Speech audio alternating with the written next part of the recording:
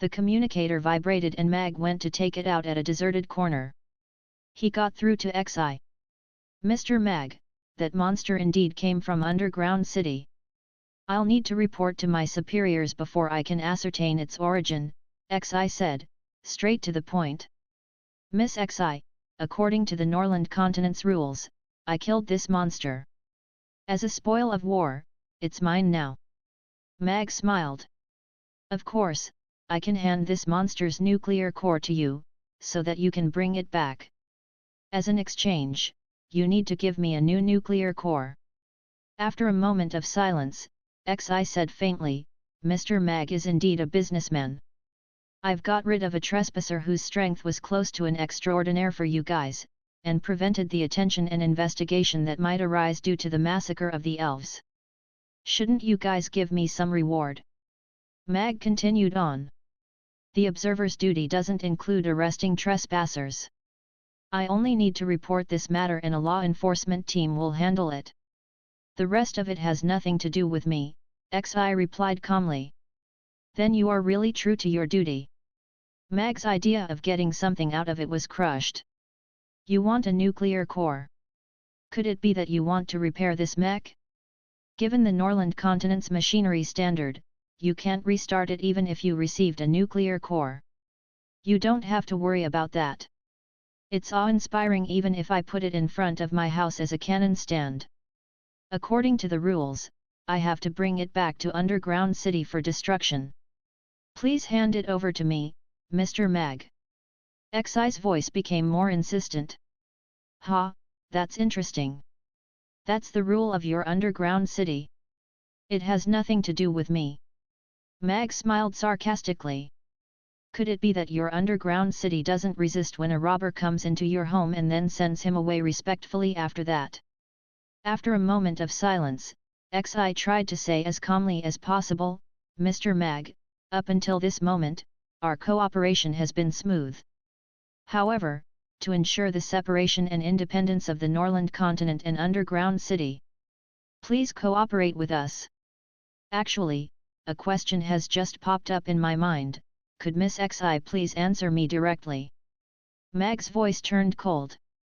Underground City has always emphasized about your superiority and absolute secrecy towards the Norland Continent. The Norland Continent doesn't have any historical records about Underground City and even the ancient tribes didn't have verbal records about it. However, during the long history, today's trespasser shouldn't be the first, nor would it be the last. That's why you guys set up a special law enforcement team to catch the trespassers. It's also to eliminate the traces of your existence. Ironically, you guys could travel between worlds at will while the people on the Norland Continent don't even have the right to know about your existence. You even humiliate them with your high and mighty attitude and so-called observer name. You even alter their memories at will, or even kill them. Then, what is the Norland Continent? A pigsty? What are we? The pigs you rear in the pigsty. In the battleship's control room dozens of kilometers away, Xi's mouth was slightly open with a confused expression that had a tinge of fear. The observer was a very special post. Xi was a colonel in the military, but her title as the observer wouldn't appear in her resume. It was top secret. She came to the Norland Continent after 3 months of training. She completed her observation duty by following her manual and reporting to her superiors regularly. She had never thought that this was inappropriate.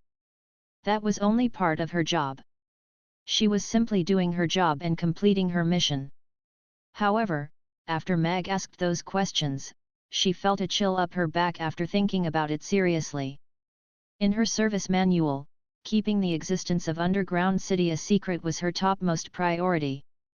For that, she could do anything to the Norland Continent, including elimination. The existence of trespassers wasn't a rarity. The law enforcement team could capture more than 100 trespassers annually.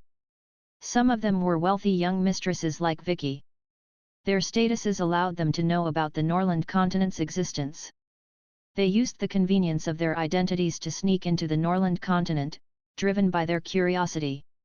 Some were outlaws who were trying to avoid capture by sneaking into the Norland Continent.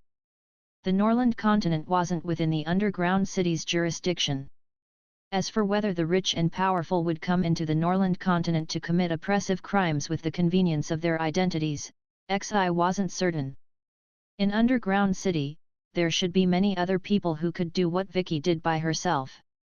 Certain people in Underground City could go in and out of the Norland continent and erase the memories of the natives at will, but the Norland continent's natives didn't even have the right to know about the Underground City's existence. What the hell was that?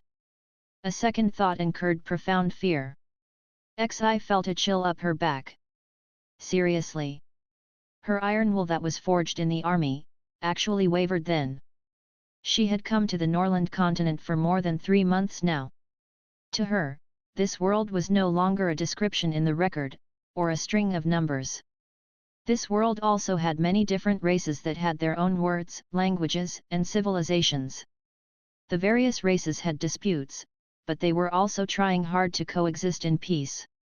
They also had the unity and courage to fight with the Great Old Ones. This was a group of beings that had intelligence just like the Underground City's people.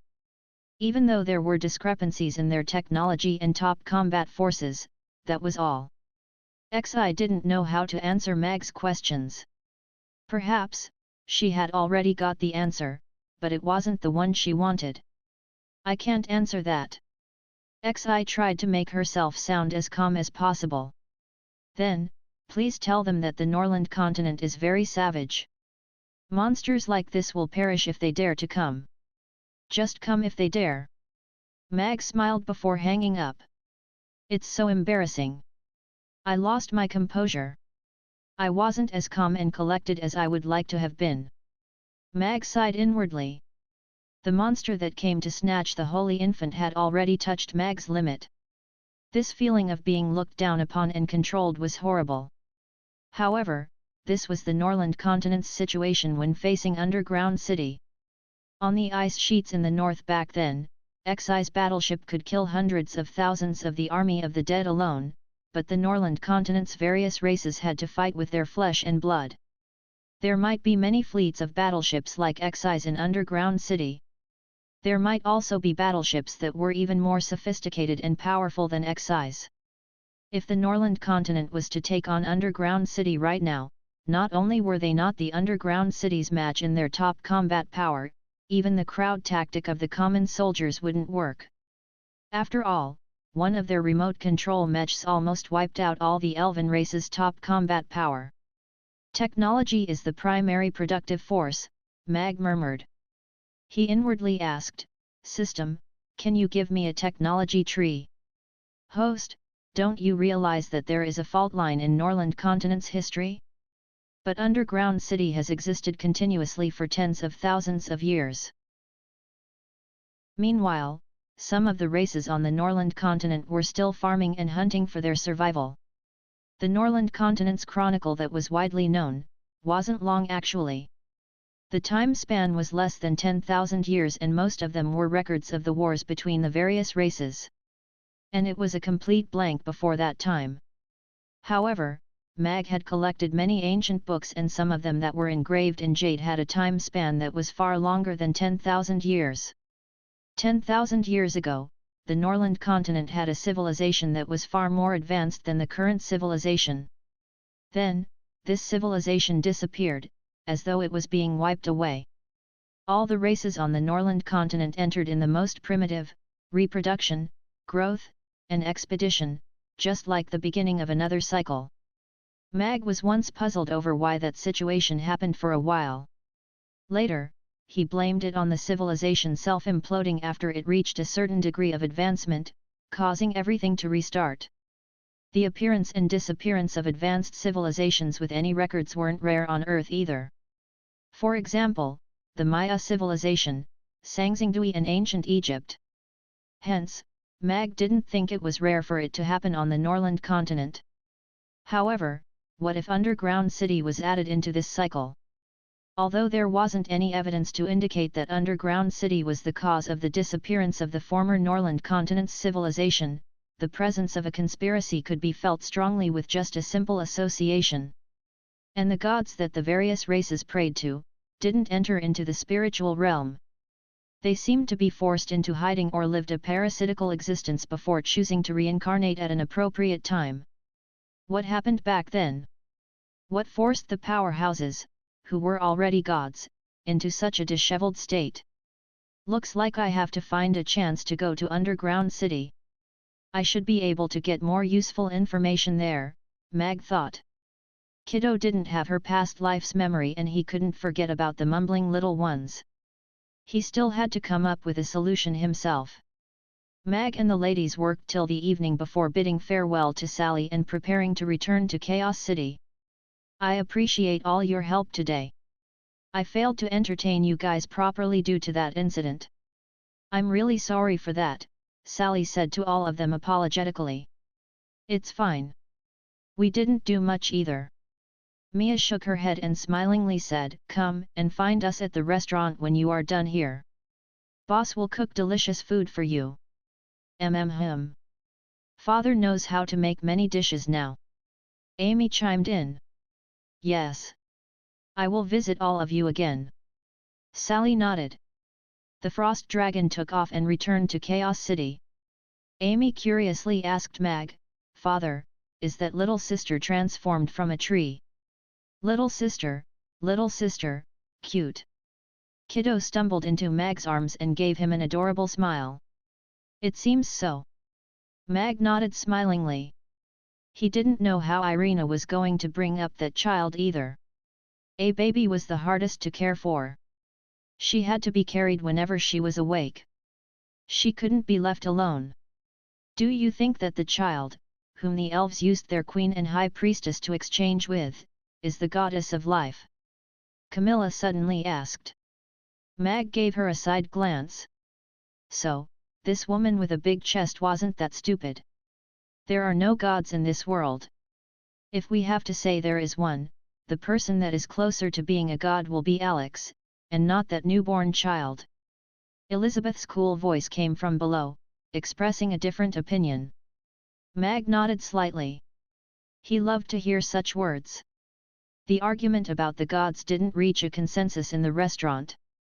Other than Mag, only Gina knew the truth. After all, the little one dozing in his arms was the god of the sea. According to Mag's original plan, he wanted to collect the reincarnated gods slowly and then set up a training class for them. He was going to raise them into gods that had dreams, morality, culture, and discipline. However, the sudden intervention from Underground City made him feel a little pressured. Under the premise that technology was tens of thousands of years behind, perhaps the only trump card that the Norland continent had, were the gods. Only the gods could contend with the Underground City's fleets. Seems like we have to let Kiddo try to control her godly power when we get back. Otherwise, we may not be their match if the extraordinaires from Underground City come looking for trouble. Mag looked at Kiddo and fell into contemplation. After Mag and the ladies returned to the restaurant, Irina immediately came up with the baby in her arms and asked Mag with a panicked expression, "Is this child broken? Why does she only whine and not sleep?" "This." Mag took the child from Irina. The little one stared at him with her watery eyes and took deep breaths through her nose. She made an aggrieved cry and sucked on her fingers. "She's most likely hungry. Did you give her anything to eat?" "Hungry? But she refused to eat the things I gave her earlier." Irina was puzzled.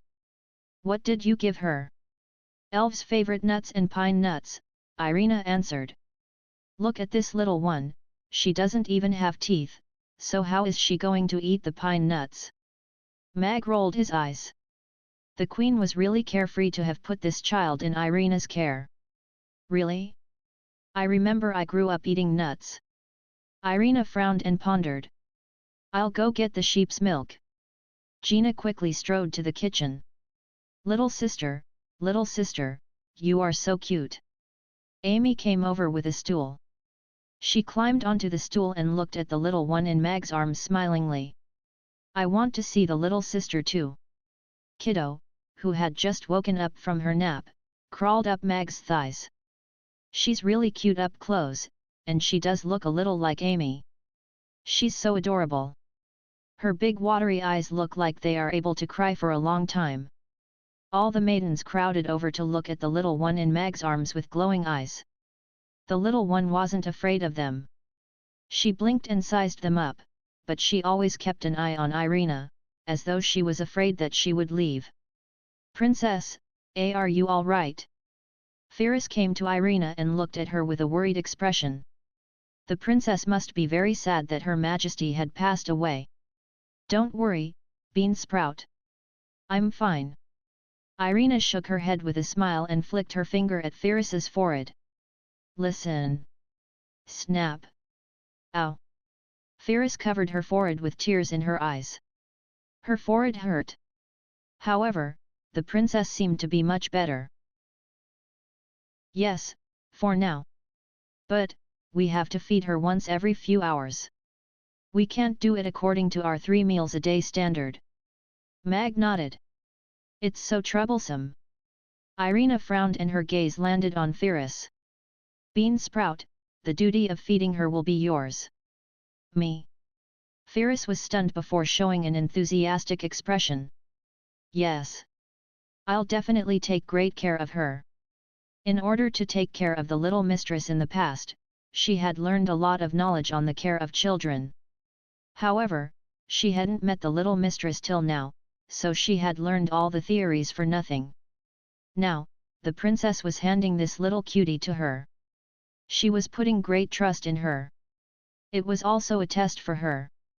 She had to do her best to complete it. "Then, you have to get used to carrying the child first." Mag handed the little one to Firis. "Wait. Firis extended both her arms out stiffly. Her arms already began to tremble before she even touched the child. "Don't worry.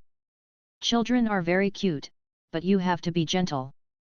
Gina went forward smilingly and personally taught Firis how to hold a 3-month-old baby gently. The ladies were watching them seriously and learning secretly. "Gina is so professional." "Yes. We're all young maidens, but why is she so familiar as though she is a mother of 3? Why am I learning how to hold a baby when I don't even have a boyfriend? It's fine to learn about such things in advance. From practice, we knew we didn't really need a man to have a baby." "Have you named the child?" Mag asked Irina. "Not yet." Irina shook her head. She looked at the little one who was drinking her milk seriously. After thinking for a while, she said, "She can't talk yet and loves to make yi sounds. Why don't we call her Yi?" "Yi." Mag repeated it gently and nodded. "It sounds rather nice. Little sister Yi, please grow your teeth soon. We can have roast goose together once you have teeth," Amy said softly. "Roast goose, roast goose." Kiddo, who was held by Gina, scanned around the restaurant, as though she was looking for something. Ugly Duckling retracted its tail that was exposed, hid under the counter and shivered. Family status -1. Hostility from the world +3. Ding dong. Attention, little mistress. New mission, teach Yi how to speak. Language is the bridge of communication. A little life has arrived in a new environment and learning to speak will be a very important step in her life. Mission time frame, 30 days. Mission reward, it will be decided by Yi's language ability 30 days later. The more words she knows, the greater the reward. The system's voice appeared in Amy's mind. Amy blinked and accepted the mission. It felt rather simple. But, system, what if little sister Yi is stupid and still cannot talk after 1 month? Amy voiced out her worries inwardly. After a moment of silence, the system replied, according to this system's analysis, she shouldn't be an idiot. She seemed to be a god's reincarnation, all right. If its host was her, then it would be a story about becoming a god again from zero. How could a being like her be described as an idiot? However, why did such powerful beings with scary backgrounds always appear around its host? This gave it great pressure when it was trying to expand its business. If it wanted to do the marriage theme, the little one was too young. If it wanted to do the training theme, she had awesome talents and was great in both close combat and far offensive magic. If it wanted to do the rookie theme, she was already a worldwide known genius and was protected by 2 grandpas. If it wanted to give her missions to fight monsters, its host didn't even have a chance to act unless she ran away from home. It was useless trying to use the tough measure to make its host leave home. She wouldn't listen to it, all right. As a system with ambitions and dreams, it was actually relegated to issue missions like teaching a baby to talk, which was really heartbreaking to see and hear. During this period, if it wasn't for that senior system who always consoled it, it would have descended into depression. Everyone crowded around little Yi while Mag went to the kitchen to make dinner.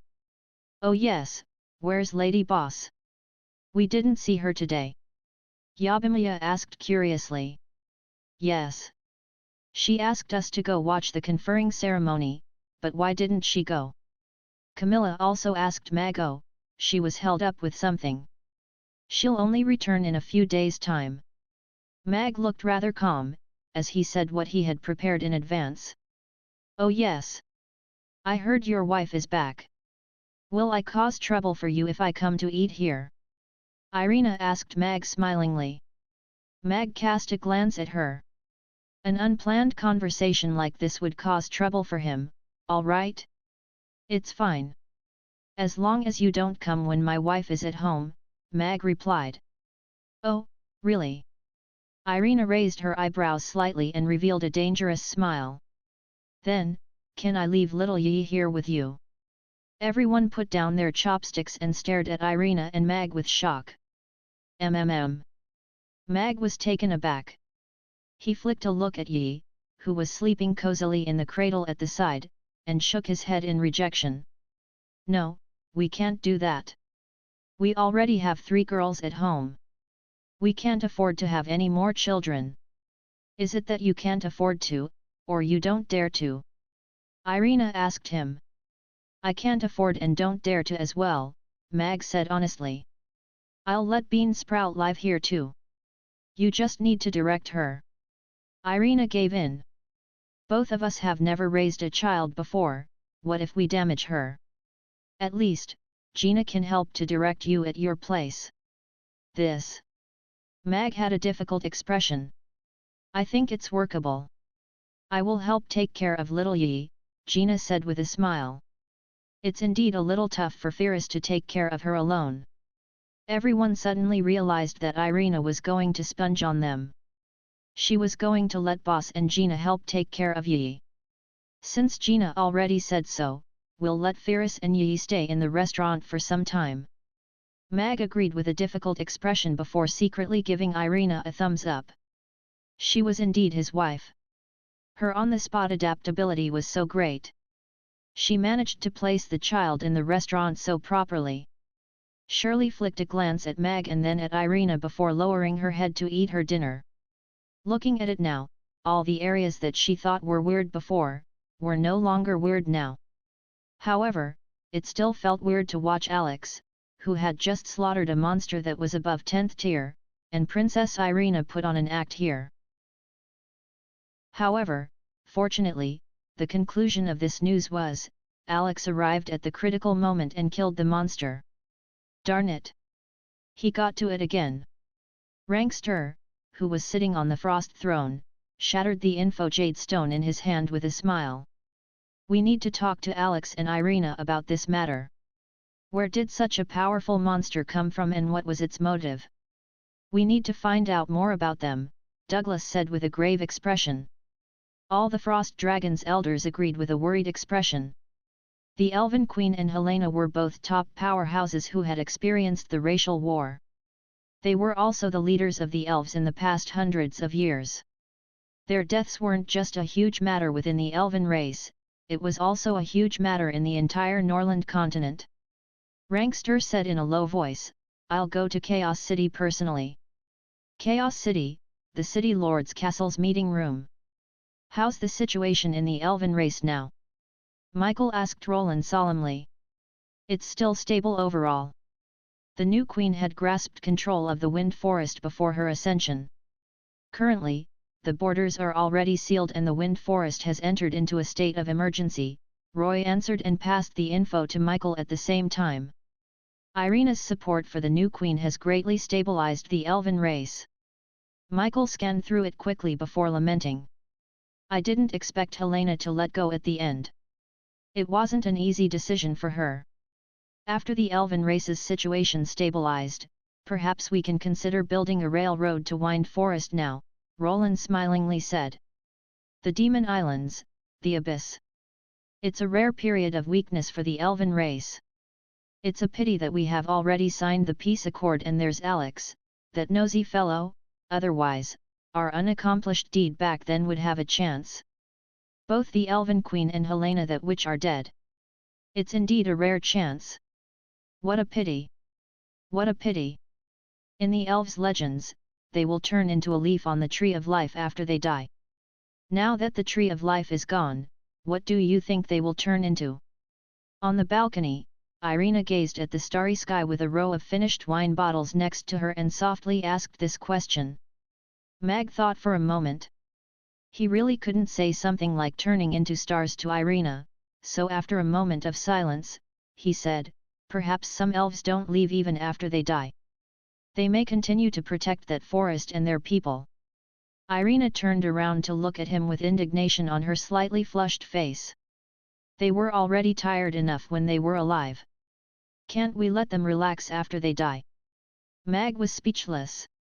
After a moment of silence, he replied, looking at it now, they most probably became a tree and a vine.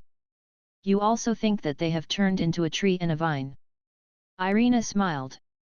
There was a hint of real joy in her smile. When I was young, Royal Mother always told me stories and taught me magic under the Tree of Life. Back then, I didn't think Helena was bad. I even thought that her crystal ball was very interesting and the starry sky magic was amazing. I wanted to learn it, but I couldn't master it. Mag looked at Irina, who was sitting at the edge of the balcony, and talked about stories that were hidden in the depths of her memories. Her slender legs were swinging over the balcony. The atmosphere wasn't too sad. The moonlight lit up her profile and she looked just like a normal girl who was reminiscing about her childhood memories. Only the insects' calls intertwined with her light voice in the quiet night. After telling the stories, she picked up the red wine bottle and gulped down the remaining half. She burped and then fell into Mag's arms, drunk. So, a fairy has troubles and can get drunk too. Mag picked her up and went downstairs. About 10 minutes later, Mag returned to the balcony and smilingly said to Xi, who suddenly appeared, "Have you brought the new core?" Xi looked into Mag's eyes, as though she wanted to see through him. She calmly said, "You should know that having such an incompatible item isn't necessarily a good thing to the Norland continent." "I also know that being an obedient little rabbit is worse," Mag smilingly said. "I have already reported this information. My superiors may send a law enforcement team to investigate. Before that, I hope that you can give the mech to me and this thing will have nothing to do with you." Mag wasn't surprised that Xi had already reported that matter. He wasn't so narcissistic that he believed a few dishes could bribe a professionally trained soldier. "You seem to be mistaken about something. The current incident is that someone from your underground city has sneaked over to the Norland continent and killed the Elves' Queen, High Priestess, and dozens of elves. If you guys cannot guarantee that such an incident will never happen again, then Underground City is a deadly time bomb to the Norland continent. All the races on the Norland continent have the right to know about your existence and take necessary precautions," Mag said to her with a serious expression. Xi looked at him quietly and shook her head. "I can't make those guarantees to you." "Then, get the person who can, to come," Mag replied truthfully. "And this? You can bring it with you." Mag took the nuclear core out from the mech and placed it on the ground.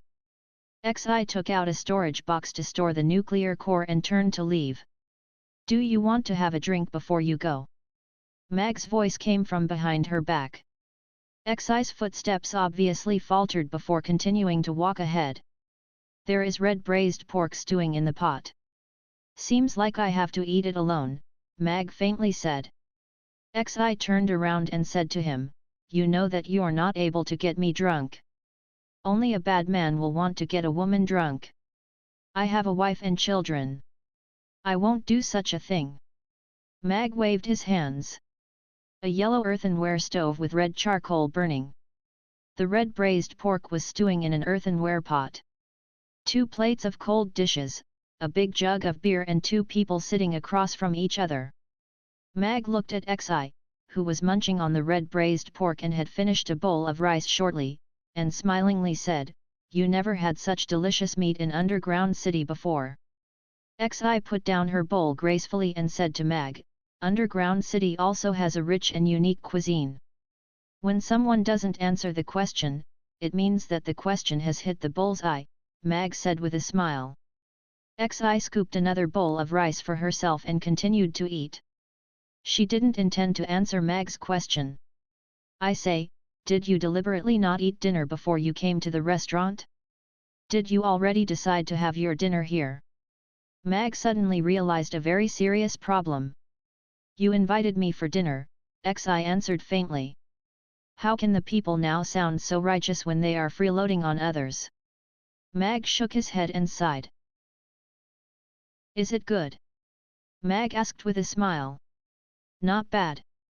Xi wiped away the oil on her lips a little uneasily. 3 questions in exchange for this pot of red braised pork and 3 bowls of rice. "It's not too much to ask for, right?" Mag asked with a smile. Xi's expression froze. She glanced at Mag and said, "I've said it before. I've no authority to reveal any information about the underground city. Don't be nervous. I just have some basic questions that do not involve any secrets." Mag took a sip of wine and continued speaking, "Besides, since the people from the underground city like to sneak up here so much, I'll be able to nab 1 or 2 of them sooner or later. I'll still get the answers to my questions from them too, won't I? This thought of yours is a little dangerous." Xi furrowed her brows, but she had no way of disputing Mag's words. There were hundreds of underground city citizens who sneaked into Chaos City every year. With Mag's current capabilities and status, it was indeed not difficult for Mag to nab 1 or 2 of them. However, Mag's thoughts had already infringed on the rules of the underground city. "In that case, I'll begin. Question 1. Is the underground city controlled by the rich?" Mag went straight to the point. Xi looked at Mag for a long while before answering, "No." "Is the army controlled by a central government or is it independent?" Mag asked again. "I can't answer this question." Xi rejected. "Did you guys send that mech over?" Mag asked his last question. "No." "Alright, that's the end of the 3 questions." Mag raised his glass with a smile. "For peace." Xi watched him for a while before picking her glass up and finishing the wine. "Actually, I have no ill intentions against the underground city. It's rather good if both parties can maintain the status quo and not have any interactions. Of course, that is only if what happened today doesn't happen again." Mag placed his glass down and said calmly, "My mother-in-law lost her life today and that fellow only lost a mech. I'll remember that." The tension between Xi's brows eased a little. She had already reported what happened today to the higher UPS. However, with her rank, she would never be able to get any response. However, this demigod mech was definitely not from the military. It was for a very simple reason. The current mechs the military were using could not be compared to the one that appeared today in the Elves' territory. The demigod mech was never even heard of in the underground city. One had to know that 10th-tier powerhouses were still the cream of the crop even in the underground city. There were so few extraordinaires that one could count them with 2 hands. Most of them were reclusive elders. Xi could already imagine the kind of reaction from the military if news of a demigod mech appearing on the Norland continent were to spread. The military would definitely want this mech back. Mag refused to give it up and she could not lay her hands on it, so the military would naturally send someone who could retrieve it. However, it was just as Mag had said. The mech had killed the elf queen and dozens of elves today. Although the fellow hidden within the mech had lost a machine, he or she basically escaped unscathed. Mag was unwilling to hand the mech over to her, probably because he wanted to use it for a transaction. I'm still unsure who the one behind the mech is. However, even if you are unwilling to hand the mech over to me, there will still be people coming over to take it back, XI said. In that case, get them to bring over what I want in exchange for it. It's a life for a life after all. I wonder if this logic works in the underground city. Mag tapped the glass gently to make a crisp tapping sound. Goodbye. XI got up and left. Bye, Mag called out from behind her leisurely without seeing her to the door. Mag fell silent as he watched the door close gently. He poured himself another glass of wine. After that, he asked inside, System, have you learned it yet? If you can replicate it already, this mech can still be used to exchange for a stainless steel wash basin. Host, are you even human for making a cuisine system do something like that? You're forcing me to put my main job aside. Aren't you a system that is passionate about learning? Now that a product of an even more advanced civilization is right in front of you, can't you be more eager to learn? You must know that even towards growing vegetables, one would still require a passionate heart that is eager to learn. Otherwise, how are you going to conquer and fight the different worlds with me? Mag incited. The system fell silent for a while before saying, why does that sound a little wrong? As a system, shouldn't I be overseeing your learning? As a system, it's a fault to be a noob. Mag dissed. Look at Amy's system. The printer it took out randomly was nuclear powered. Tell me, what can you even do? I can grow vegetables, the system retorted weakly. Let me ask you, then. If the people from the underground city invade the Norland continent, with your current capabilities, can you protect your farm and field well? Can you ensure that the fishes in your pond would not be fished out by them? Can you ensure that the wheat you put so much effort to grow would not be trampled by them? Mag said. That won't be possible, right? The system's voice was trembling. Right now, I will give you a new mission, dissect and understand this mech in 3 days, find a way to replicate it in 7 days, and successfully make a replica within a month. Mission reward, a demigod level guard. Punishment for mission failure, the possibility of transferring the rights for all your farms to someone else. Mag said seriously. I accept. Hold on. The system paused. Why does something feel off? Why is the host giving out missions to the system? On top of that, isn't the reward made by me? The mission has been given. It's up to you whether you can complete it. Don't you systems have a group chat? You can ask your friends if you have anything you're unsure of. Don't tell me you even got kicked out of the group chat. System learning in progress. A small string of words floated across Mag's mind and the system logged off. Mag was stunned. He said with a chuckle, gosh, it really got kicked out of the group chat? How embarrassing. Mag finished the alcohol in his glass and cleaned up the table and kitchen before going upstairs. He did not go directly to bed after washing up.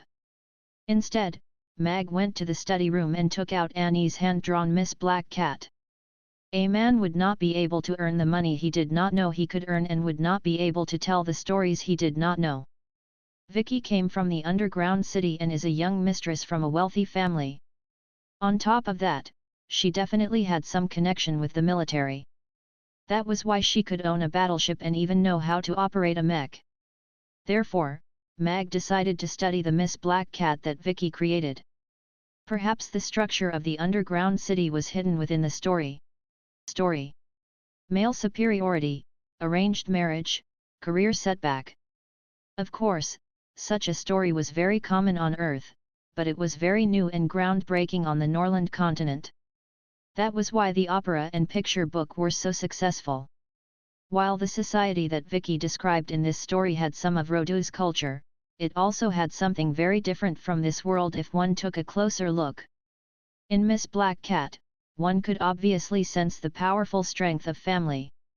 Although it was disguised as an aristocratic family, Mag could still sense a high and mighty feeling from the words.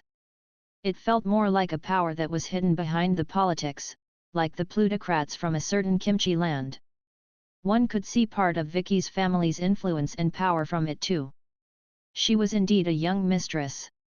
This maiden is indeed much simpler than Xi. Should I make a trip to Rodu? Mag rubbed his chin and pondered. Xi was professionally trained, so Mag couldn't get any useful information from her even when he used delicacies.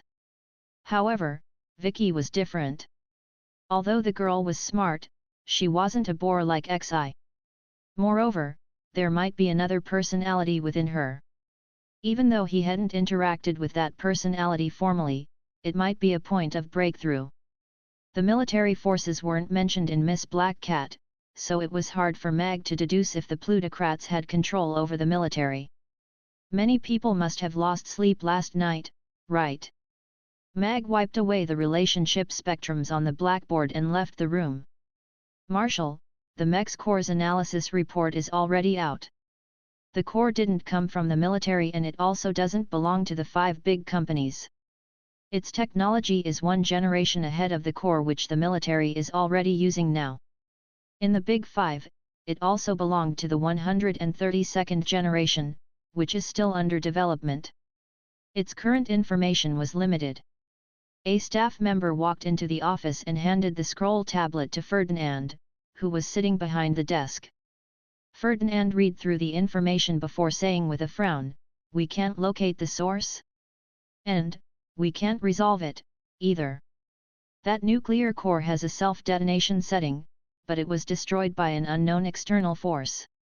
The self-destruction mode was activated and very little useful information could be extracted from it after dismantling it. We can't crack it. Regarding the source, the technical staff are investigating it right now. The current deduction is that this core is a technology beyond the Big 5. It may come from the group Immortal. We have discovered similar technology in previous incidents," the staff member answered rapidly. Immortal. Ferdinand furrowed his eyebrows even more. It's these fellows again. Marshal, the technical department requests to investigate the other parts of the mech. Perhaps, they can retrieve more information from the other parts, the staff member said. There is no immediate hurry. Let them focus on investigating this core first. Ferdinand lifted his hand and gestured for the staff member to leave first. Ferdinand was alone in the office and the screen on the wall began to play a fighting video clip. The video clip of a man wearing a mask slashing that mech, which was over 100 meters tall, in half, and then stepping on the mech's core, that was about to self-detonate with both his feet, was being replayed in a loop. The clip was paused, and he enlarged the metal pod that was kicked away by that man. There was a little elf inside. Is this little one their target? Ferdinand was thoughtful. Xi had sent back the news yesterday. A demigod-level mech had appeared on the Norland continent and caused the deaths of the Elven Queen and High Priestess. This wasn't a trivial matter. Underground City forbade anybody from crossing over the worlds for personal reasons. However, that was a common occurrence. The law enforcement teams caught hundreds of trespassers at the borders annually. The power of the trespassers varied, but they were rarely 10th-tier powerhouses. The more powerful they were, the more they understood about the price that they needed to pay for such actions. As for the extraordinaires, they were no longer within the restrictions. The power of the trespassers were limited and most of them laid low after arriving at the Norland continent to avoid the law enforcement teams. The current incident had caused the deaths of the Elven Queen and High Priestess. It was an event that shook the core of the Norland continent. And it was a mech that triggered this incident. Its power had far exceeded the 10th tier. The mech was close to an extraordinaire. The 10-tier mechs were still being manufactured in small batches among the Big 5, but now someone was actually controlling an extraordinaire mech that crossed over the border to kill and plunder. It was already completely beyond the military's control. However, this mech didn't get away in one piece. It was destroyed by the young human called Mag Alex. While being shocked by this young man's power, Ferdinand also began to admire him more. This wasn't the first time that he had noticed this man. This young man, who was called the most powerful on the Norland continent, had once led an ambush on the Great Old One and sealed Thulhu successfully. Xi had interacted with him and he had once saved Vicky's life.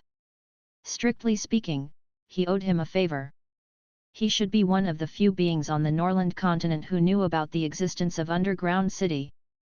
Moreover, he had held onto the mech and made some requests. Interesting. Seems like I should find some time to make a trip to the Norland continent. Ferdinand turned off the video clip. He stood in front of the floor-to-ceiling windows and looked out at the busy base below. There was a hint of a cold smile on his lips. Are those old farts trying to break the rules again? However, an interesting little guy appeared this time. This stupid human made me lose a super mech. Darn him!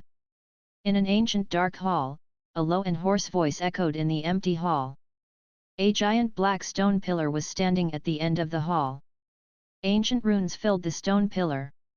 A black and gold spear was stabbed on the top of the stone pillar and it pierced through a puddle of an indescribable thing. The stone pillar and the spear seemed to have gone through ages, but that puddle of indescribable thing seemed to be squirming as though it was breathing. Below the stone pillar was a black stone chair. It was shrouded in the shadow of the stone pillar and a thin and shriveled figure was sitting in the dark. And 4 men in black robes were standing below it. They were all wearing the same faceless masks and standing with their heads lowered.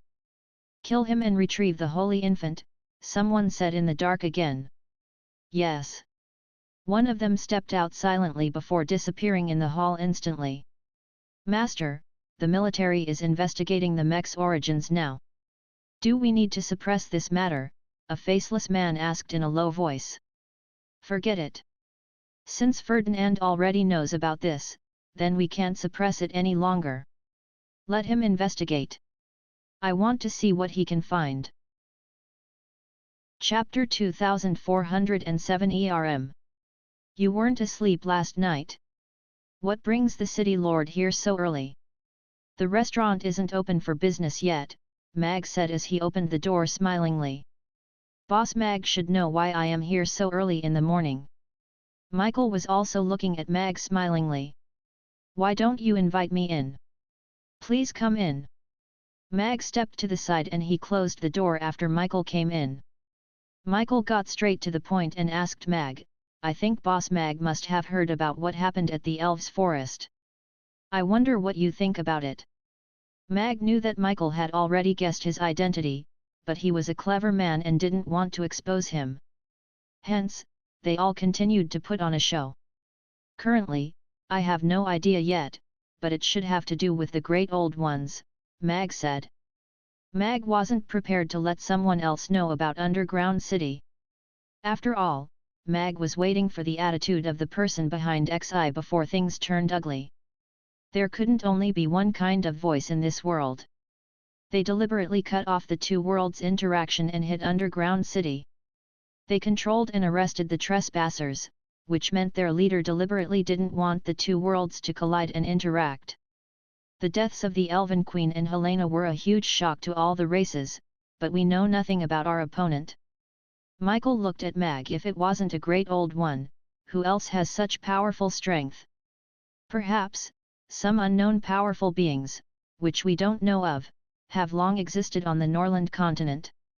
For example, the sealed Great Old Ones, or some other hidden powerhouses. Mag frankly said, of course, those that could be killed, are not fit to be called the Great Old Ones. Michael's eyelids twitched. He began to worry for the fate of the Norland continent's various races. However, Mag had made it sound too trivial. Even though that monster was killed by him, it challenged all the elven powerhouses alone and caused the Elven Queen and High Priestess to die of exhaustion. Its terrifying power made all the races very wary. Mag's power had already exceeded the 10th tier and should be considered within the legendary god's realm. However, there was no such powerhouse within the other races. If such a powerful monster appeared on the various races' territories again, the consequences would be dire. Don't look at me. I'm just a chef. The tofu pudding is ready now. Do you want to have a helping? Mag went into the kitchen and his voice came out of it. Michael stood at the kitchen's doorway and smilingly said with a hint of pleading, "Let me take away one helping just this once. My wife said she hasn't had tofu pudding for days. She was still talking about it yesterday." Mag looked at him and said thoughtfully, "How fast are you?" Michael patted his chest and said, "Within 3 minutes." "Then, you will have to take note of that. Most normal men are over 3 minutes. Mag looked at Michael piteously. "You can come to eat Buddha jumps over the wall at the restaurant whenever you are free. It's very nutritious." Mag still packed 2 helpings of tofu pudding for Michael. One savory and one sweet. Mag also packed one for his daughter. "You can't hurry about that sort of thing. You have to take things slowly," Mag patted Michael's shoulders and said meaningfully. Michael looked at Mag. He could sense that Mag had a hidden meaning in his words and listening to them simply felt weird. "Thanks." Michael placed a dragon coin on the table. He took away another 3 bowls of congee with pork and century egg before leaving happily. Mag knew that Michael was indeed very fast. He could take the 2 helpings of tofu puddings back home within the best consumption time. He was much better than the food delivery services. As for Michael's earlier words, they were also within his expectations. The various races still hadn't recovered from the trauma of the Great Old Ones, and now there was an incident that caused the deaths of the Elven Queen and Helena. The existence of such a powerful unknown being made people fearful. What did that woman say when she came last night? Irina came downstairs in a thin nightgown. Her smooth, supple legs could be vaguely seen through the fabric. You weren't asleep last night?" Mag felt a little guilty. Irina pulled out a chair and sat across Mag, crossing her fair legs. There was a hint of sarcasm in her cold smile. "Haha. Do you feel great after getting me drunk and then going to flirt with some other women over food and drinks? First, you got drunk yourself. I didn't get you drunk. Secondly, that's not flirting. It's necessary socializing for work. Finally, it doesn't feel great, all right. I have to fight monsters during the day, be a counselor at night, cook a table full of dishes to entertain the client, after that I have to clear the table, pull all-nighters to do the relationship diagrams, cook early in the morning, prepare to open for business." Mag felt increasingly aggrieved as he spoke. And for whose sake did he work so hard for? Irina stared at Mag for a while, unmoved. Then, she faintly said, "Why? Do you want me to praise you instead? There is no need for that. That woman came to take something yesterday. I gave her half and I told her to get someone who can make decisions to come and take the remaining half. Her words don't hold weight." Mag immediately put on a proper attitude. "You are not worried that they might get a few gods to silence you? If they don't mind exposing Underground City, they can try." Mag smiled with confidence. "What if the mech was sent by them? We can only take a gamble that Underground City isn't one solid piece and the power behind Xi is at odds with the power behind that mech monster." Mag carefreely said, "If we win, we may gain another friend. If we lose, we may have to fight for our lives. How confident are you?" 80%. If the power behind Xi was the mech's controller, she wouldn't have come last night. The normal operation would be this: 2 extraordinaires come from the sky and annihilate Mamie restaurant. Irina was thoughtful.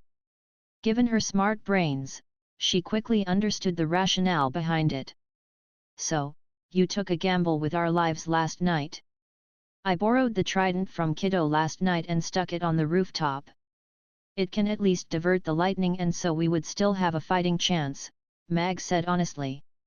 He didn't sleep last night. Other than reading, he was also looking out for any trouble coming their way. "What would you like to have for breakfast?" Mag asked smilingly. Congee with pork and century egg, and tofu pudding, Irina answered without the need to think. Wah, wah. The crying of a baby could be heard coming from upstairs. Mag and Irina looked at each other in silence. You have the experience. You go, Irina said. You brought her back. You should be the one to go. Mag tried to push the job to her. Be good, little Yi. Don't cry. Auntie will bring you downstairs to eat. Gina's gentle voice appeared with the footsteps on the staircase. Chapter 2408 Are you wearing it the wrong way? Mag made eye contact with her. Irina paused for a while and stroked Yi's head instead, saying with a smile, Is this the child you brought back yesterday? She's rather cute. Yes, lady boss, you're back. Gina nodded with a smile. She's Yi and still cannot talk. But it seems like she likes you a lot. Are you making her food? I'll carry her for a while then. Irina smiled and reached out to take Yi from Gina. I'll have to trouble you, then. Gina walked towards the kitchen to prepare Yi's breakfast. Yi. Yi acted cute in Irina's embrace, as though she had temporarily forgotten about her hunger. Taking care of a baby is a skill and not many people can do it well. Firas, for example, could not. She was a young lady at her prime, but after a single night, not only did Firas have 2 additional dark circles around her eyes, but she was also looking sapped out of energy, as though she had been through a lot. Boss, lady boss. Firas greeted them as she stared blankly at Yi, who was in Irina's embrace. Bean. Firas, what's wrong? Irina looked at Firas in shock. How did she become like this after just a night? Yes, did you get scared yesterday? Mag asked with concern. No. I just haven't slept as I have to take care of her.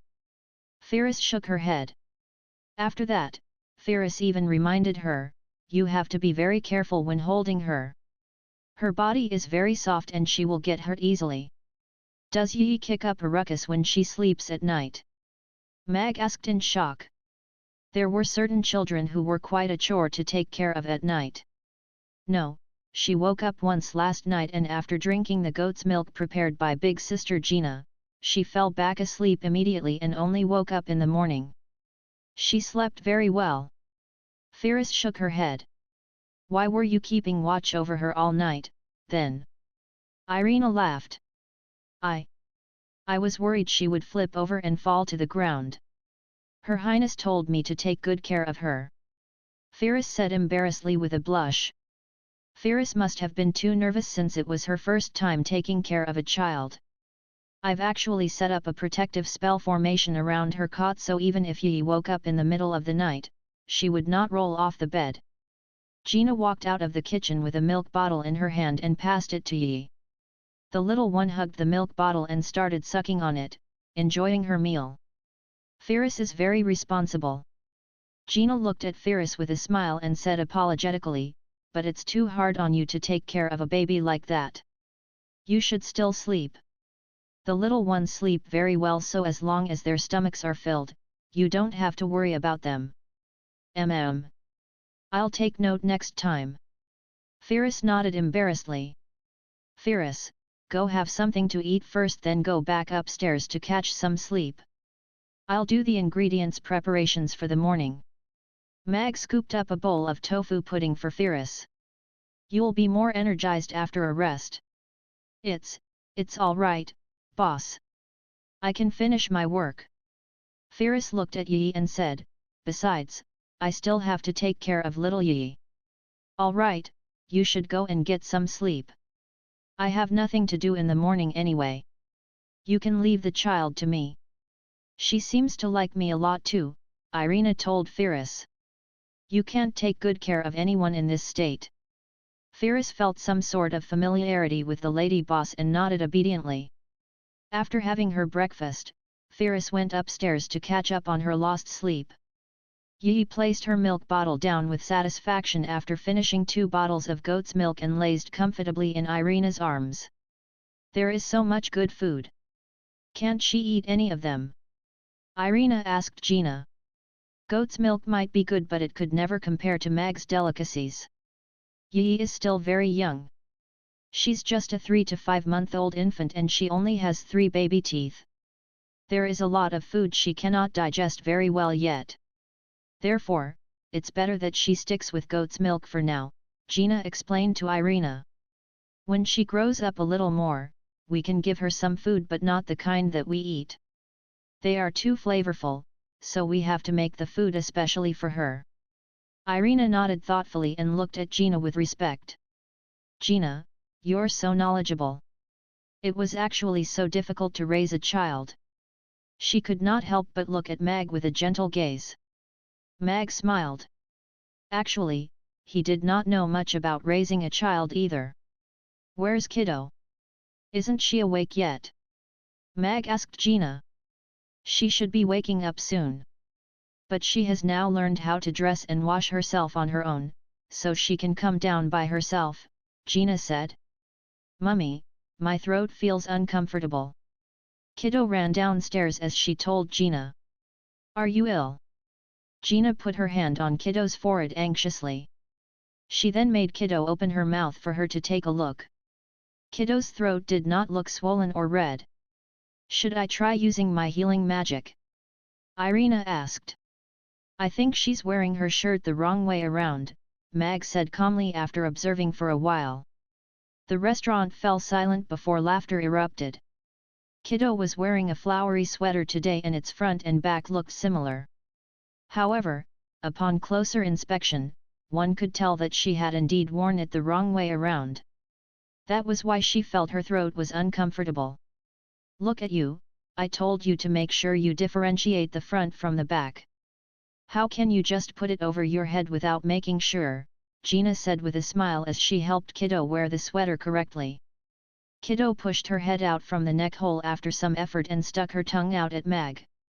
She even said with grievance, why must we differentiate the front and back on a shirt? The neck hole is round. That did make some sense.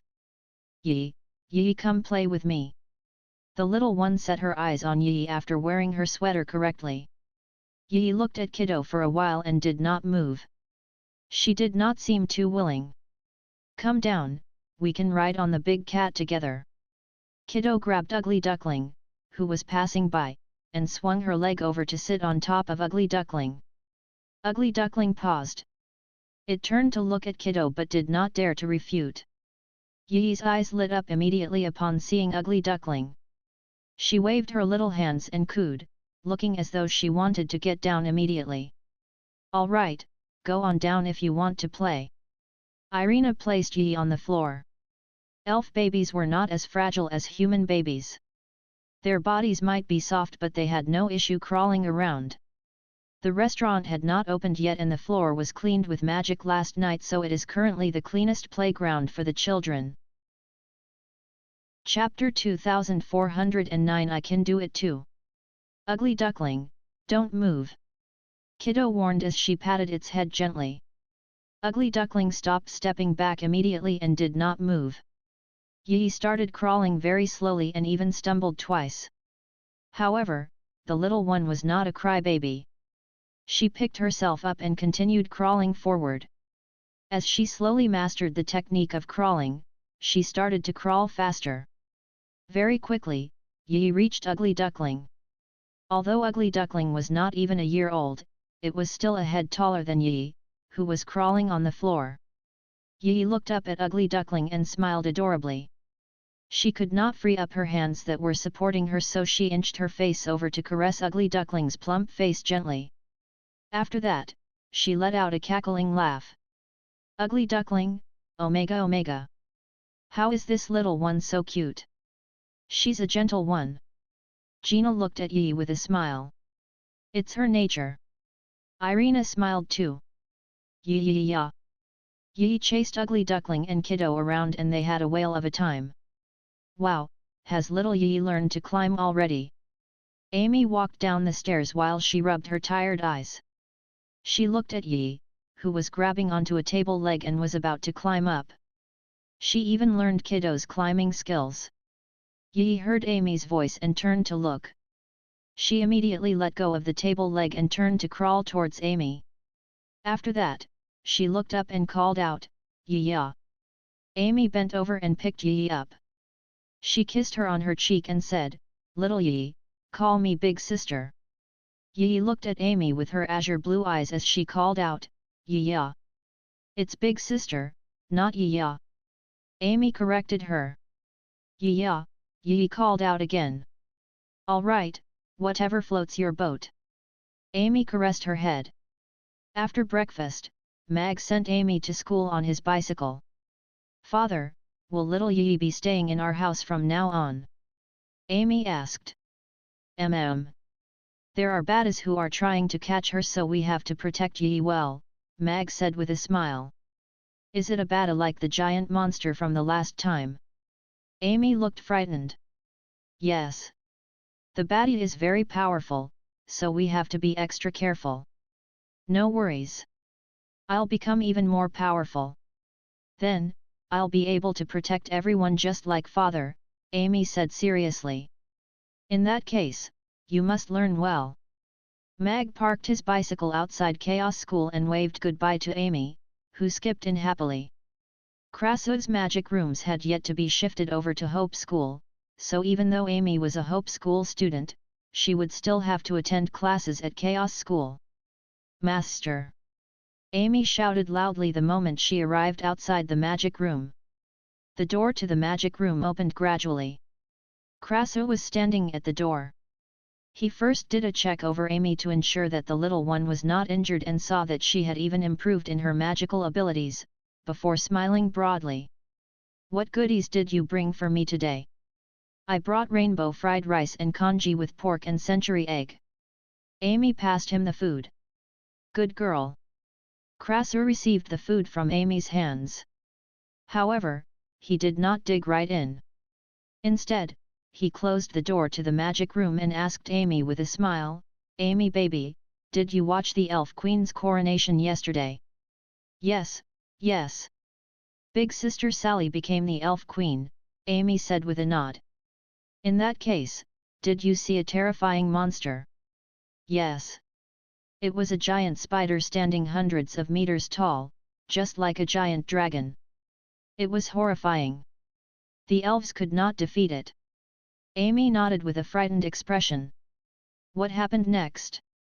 "After that, our hero, Alex, appeared. He wielded his sword and cut off the giant spider's legs. After that, he slashed the giant spider into two. Finally, he stepped on its heart and crushed it to end the battle." Amy told the story exultantly and could not hide her respect and adoration. "Just that." Krasu was stunned.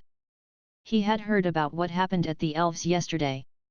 He only knew that the Elf Queen and Helena both died of exhaustion after the battle, and Alex appeared on the battlefield to kill that monster.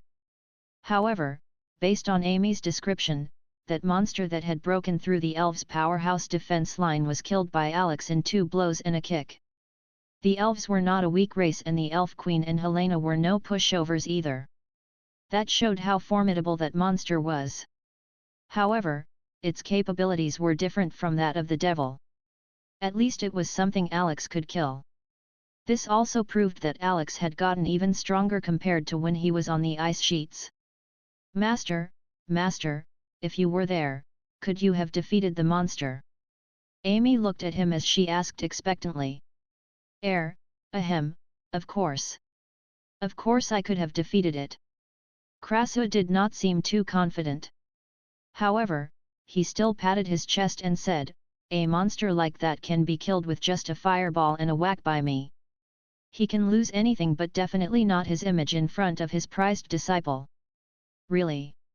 Amy seemed rather doubtful. "Of course. If there's a chance next time, I'll show you exactly how formidable I am," Krasu said as he patted his chest. "I want to learn that too. I want to kill the monster with a fireball and a whack," Amy said excitedly. All right. I'll teach you after I'm done with breakfast," Krasu said with a chuckle. He was previously afraid that his disciple was too passive in her learning, but it seemed like allowing her to go out to take a look at the world was the right decision. Big Sister Xi, what are you doing here so early in the morning? In Rodu, on the rooftop of the Black Cat Opera House, Vicky looked at Xi as she rubbed her sleepy eyes. Yesterday, there was a trespasser who appeared at Chaos City, killing the Elf Queen and High Priestess. To be safe, the Marshal told me to bring you back to the underground city, Xi said calmly. What? The Elf Queen and High Priestess are killed. Vicky's expression changed. Who was it? Why did he do that? The Queen and High Priestess of a race getting killed was akin to chopping off the head of the entire race. If this was an official instruction from the underground city, that would mean a declaration of war. I don't have the right to know everything, but I think it shouldn't be an instruction from the Marshal. Xi shook her head gently. Currently, she has not received information from the underground city. An extraordinaire was a rare powerhouse in underground city, and Vicky knew most of them. She couldn't imagine which one of them would suddenly cross the borders to kill the Elven Queen. This was against the underground city's ideals. Vicky turned solemn and she asked Xi, are we going to engage in total war? I'm not informed about that yet, but the Marshal wants me to bring you back to underground city, Xi said. Vicky was thoughtful. I need to talk to my grandfather first. Please give me a section. Xi nodded quietly. Vicky went downstairs to her office and locked the door from inside. She lit up her bangle and dialed the connection. Vicky looked at Ferdinand on the screen and directly asked him, Grandfather, is Underground City going to launch a war on the Norland continent? Haha. Who told you that rumor? Or did you imagine that with your not very smart brain? Ferdinand smilingly said. Xi said that the Elven Queen was killed by an extraordinaire from Underground City. If not for war, why would someone kill the queen of a race? Vicky asked. The smile on Ferdinand's face faded away and his voice turned grave. It's fine to tell you this. It wasn't an extraordinaire who killed the Elven Queen, but a mech who had the strength close to an extraordinaire. However, this mech didn't come from the military, and most probably came from the Immortals. A mech? Vicky was shocked. As a mech's controller, she knew very well what a mech with powers close to an extraordinaire meant. Isn't the Immortals a very low-profile secretive organization? Why did they suddenly cross the borders to kill the Elven Queen so obviously?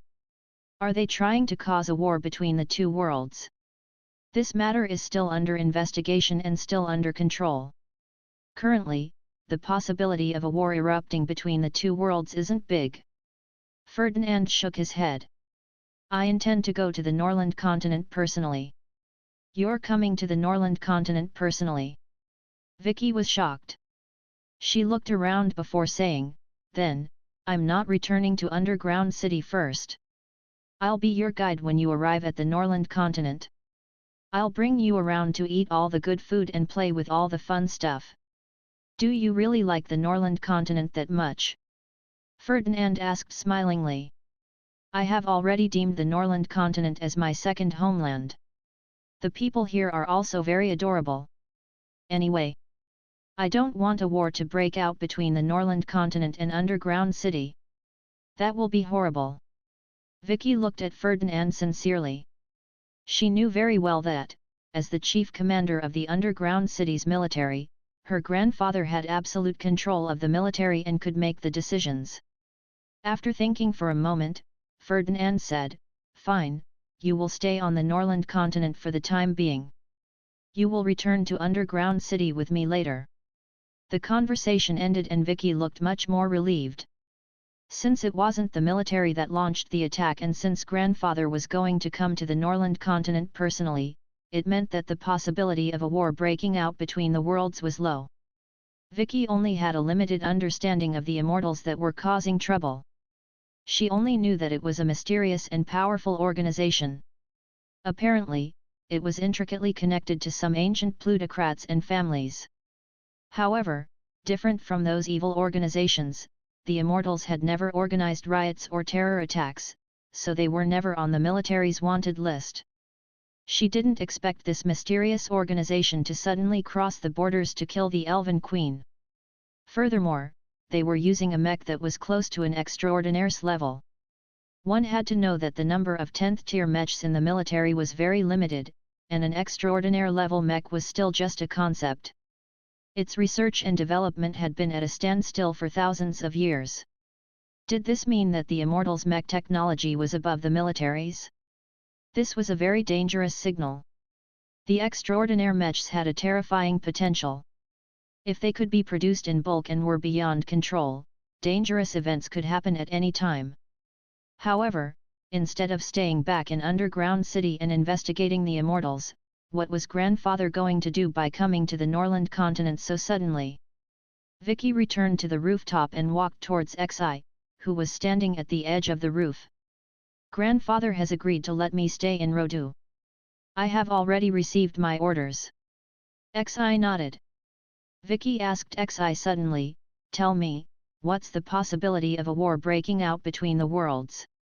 If it was 100 years ago, this possibility was zero. Underground City could easily complete a decapitation strike on all the races on the Norland continent and stop the war in its cradle stage. What about now?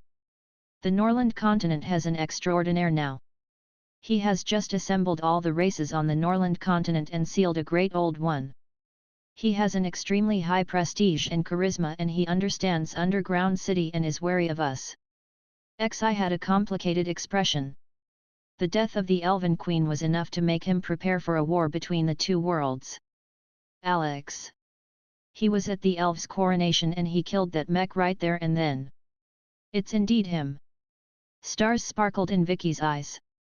Xi cast a weird glance at her. Ahem. I mean, his power has indeed reached the extraordinaire's level. Seems like he didn't go all out at the ice sheets.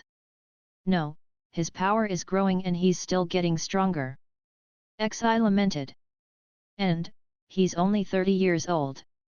Unfortunately, he's already married with kids. Vicky sighed together with Xi. Keep yourself safe. Contact me anytime if there are any sudden incidents, Xi said. She then got into the spaceship and left. It will be horrible if a war breaks out, Vicky mumbled to herself as she went downstairs. The actors were still in bed at this time, but a figure was moving in the dark on the stage. Is that a thief? Vicky hid behind a stone pillar and stared at the stage. It wasn't a thief, but a maiden. Accurately speaking, it was Angela. Was she practicing on the stage? Even though Angela kept her voice soft, Vicky could hear that she was singing the lines from Miss Black Cat. Moreover, she was acting as the female lead. I didn't expect that she's so hard-working. Vicky was surprised, but she appreciated Angela's hard work. Angela acted out all the female lead's parts once and Vicky kept nodding as she watched. Even though there were still some problems with her singing, Angela's acting was already show-worthy. Her talents were indeed remarkable. Angela sat at the edge of the stage and sighed.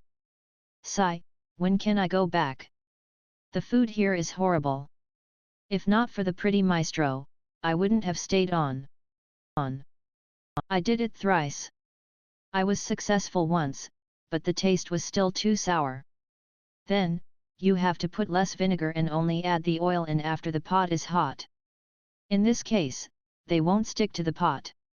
At the training center's entrance, the children who were waiting for class to start were discussing their cooking experiences. Farah, you must have done very well, right? Beck walked towards Farah, who was staying in a corner by herself. No, I only learned how to make the hot and sour shredded potatoes. The salt and pepper potatoes weren't well executed. Farah smiled shyly. You already know how to make the salt and pepper potatoes? Teacher Mag only mentioned a few words about it. Beck looked at Farah with shock. Beck's voice attracted the children's attention and all of them looked at Farah. Farah wasn't used to being looked at by so many people. She nodded with a blush. I think that it sounded interesting, so I went back to try it out, but it didn't turn out very well. There was an additional hint of admiration and envy in the children's eyes. After all, most of them couldn't even make good hot and sour shredded potatoes, and Farah was already starting to make the salt and pepper potatoes. Mag stopped his bicycle with Mia, who was sitting on the back seat, and smilingly said to the children at the entrance, "Why are you children here so early today?" "Good morning, Teacher Mag." "Good morning, Teacher Mia." The children greeted them enthusiastically with pure love and respect on their faces. Perhaps before this, most of their love for culinary lessons came from being able to taste delicious food every time they came for classes.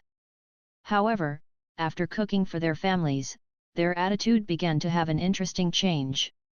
The affirmation and expectation from their family members made them want to improve themselves. It gave them a different idea about learning to cook. Of course, it made them have a better understanding about the differences between them and Teacher Mag. The food that Teacher Mag cooked was so scrumptious that they felt like crying, but the hot and sour shredded potatoes they cooked were so sour that they felt like crying. "Let's all go in." Mag could sense the children's interesting change too, and his smile widened. A source of motivation was required for doing anything. To children of their age, giving them a sense of mission was easy, but giving them the meaning of doing something wasn't that easy. This was also one of the reasons why he gave them homework. Looking at it now, the effect of the homework was achieved. Soon after, the bell for class rang, and it was time for classes to commence. Mag looked at the children and said, "Before we start our lesson today, I want all of you to make a helping of hot and sour shredded potatoes. I will observe your cooking process and taste the hot and sour shredded potatoes that you made." The children immediately turned nervous when they heard that. "Teacher, is this a test?" a child asked. "To you guys, it's a check, but you may call it a test too." Mag nodded with a smile. "I will give you guys a score based on your work and rank all of you accordingly." Mag didn't agree with the so-called happy education. That wouldn't even work on the middle-class children, let alone on these children, who were struggling on the poverty line.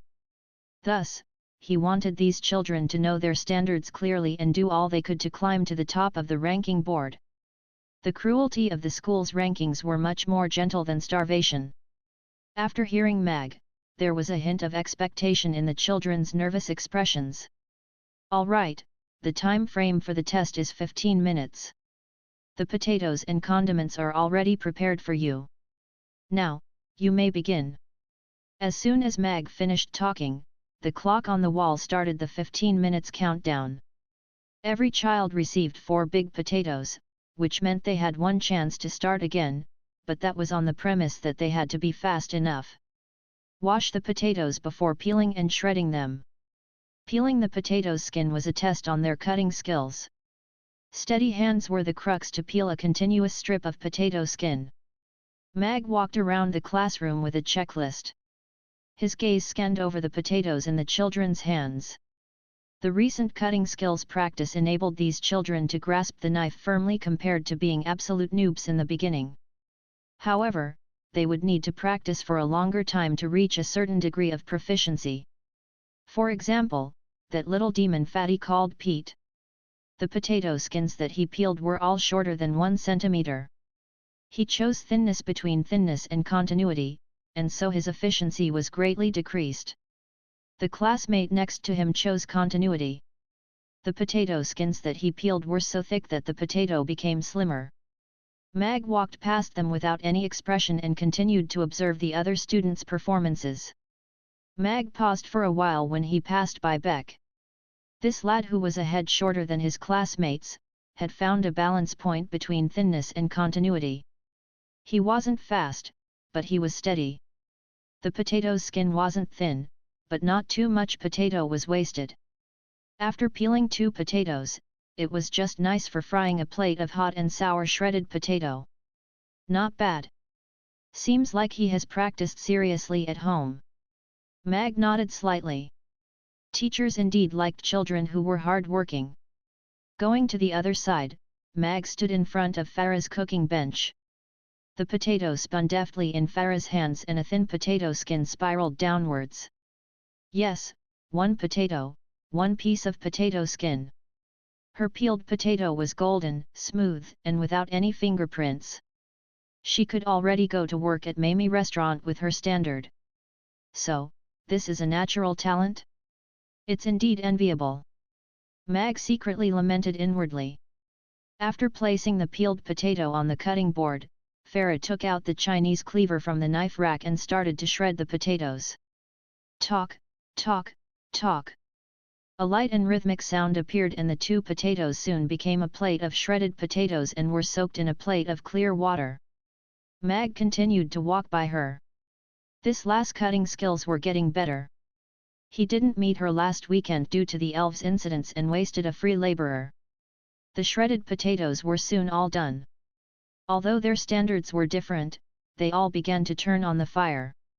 Mag returned to the lectern and after the shredded potatoes were placed in the pot, an aroma began to drift over. However, a situation began to happen. A burnt and sourish smell began to spread. The smell slowly started to get complicated. Mag frowned as he looked at the shredded potatoes that were slowly turning to charcoals in Pete's pot. Even though he was sweating profusely, he was still stir-frying as hard as he could, as though if he was fast enough, the potatoes wouldn't get burnt. Farah was the first to finish cooking. Her excellent cutting skills had given her plenty of extra time, so she only used 5 minutes to cook a plate of hot and sour shredded potato. She looked at her classmates who were working hard, and then looked at the salt, pepper, and 2 remaining potatoes at the side. After a moment of hesitation, she picked up the 2 remaining potatoes and started peeling them. Chapter 2412 100 points. There was only one helping that was charred. Mag knew it came from Pete, the chap who refused to turn down the heat even as he watched his dish turn black in the pot. Meanwhile, it was common that the shredded potatoes were stuck together and slightly burnt. This was the result of pursuing speed and failing to remove the starch with water carefully. The control of the heat was also very important. Of course, there were excellent dishes that looked fantastic. For example, Farah's shredded potatoes. The golden brown potatoes were evenly shredded and glistening. The shredded potatoes were all separated and looked very refreshing. It was almost as good as the one he made. Mag took out a bowl of rice and began the most nervous sampling part. The children stared at the lectern and waited for the results nervously. Mag didn't eat the dishes according to their student numbers. Instead, he ate the ones that were completed first. Farah's shredded potatoes were already slightly cold, but that didn't make the taste worse. The sourness and spiciness triggered his taste buds starting from the tip of his tongue. The shredded potatoes were crispy and juicy. They were still in the best eating condition. A mouthful of shredded potatoes with a mouthful of rice simply tasted fantastic. Farah, 100 points. Mag declared on the spot.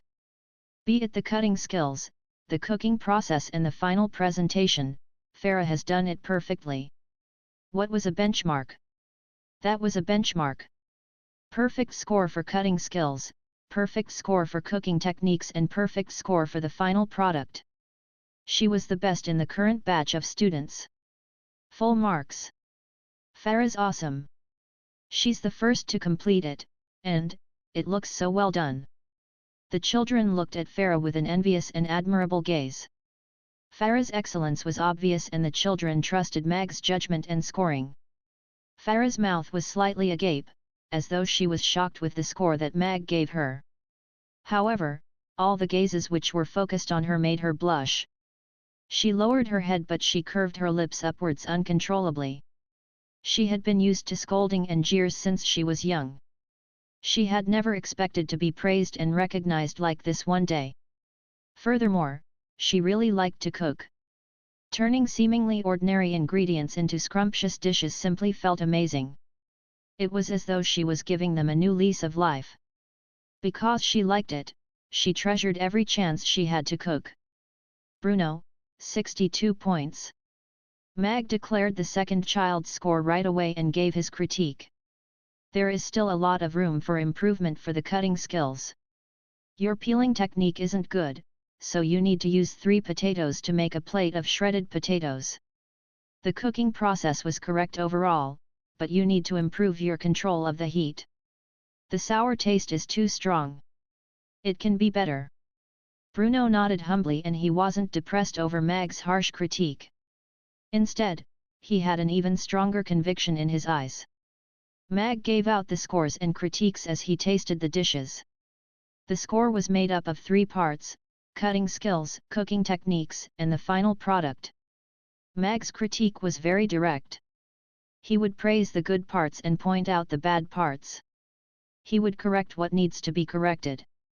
The children's toughness was better than what Mag had expected. At least, the situation of the children breaking down due to the points and critiques didn't happen. Pete, 30 points. Mag looked at that patch of black shredded potatoes and eventually put down his chopsticks.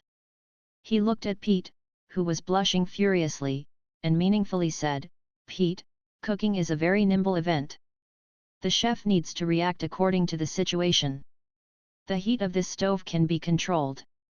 Frying quickly when you realized that the heat was too strong was useless. You could have solved the problem easily by lowering the heat. Can the heat actually be controlled?" Pete looked shocked. "I think you seemed to be dozing off when the teacher was explaining how to use the stove that day," the classmate next to him said softly. "I know I'm wrong now, teacher." Pete's face got even redder.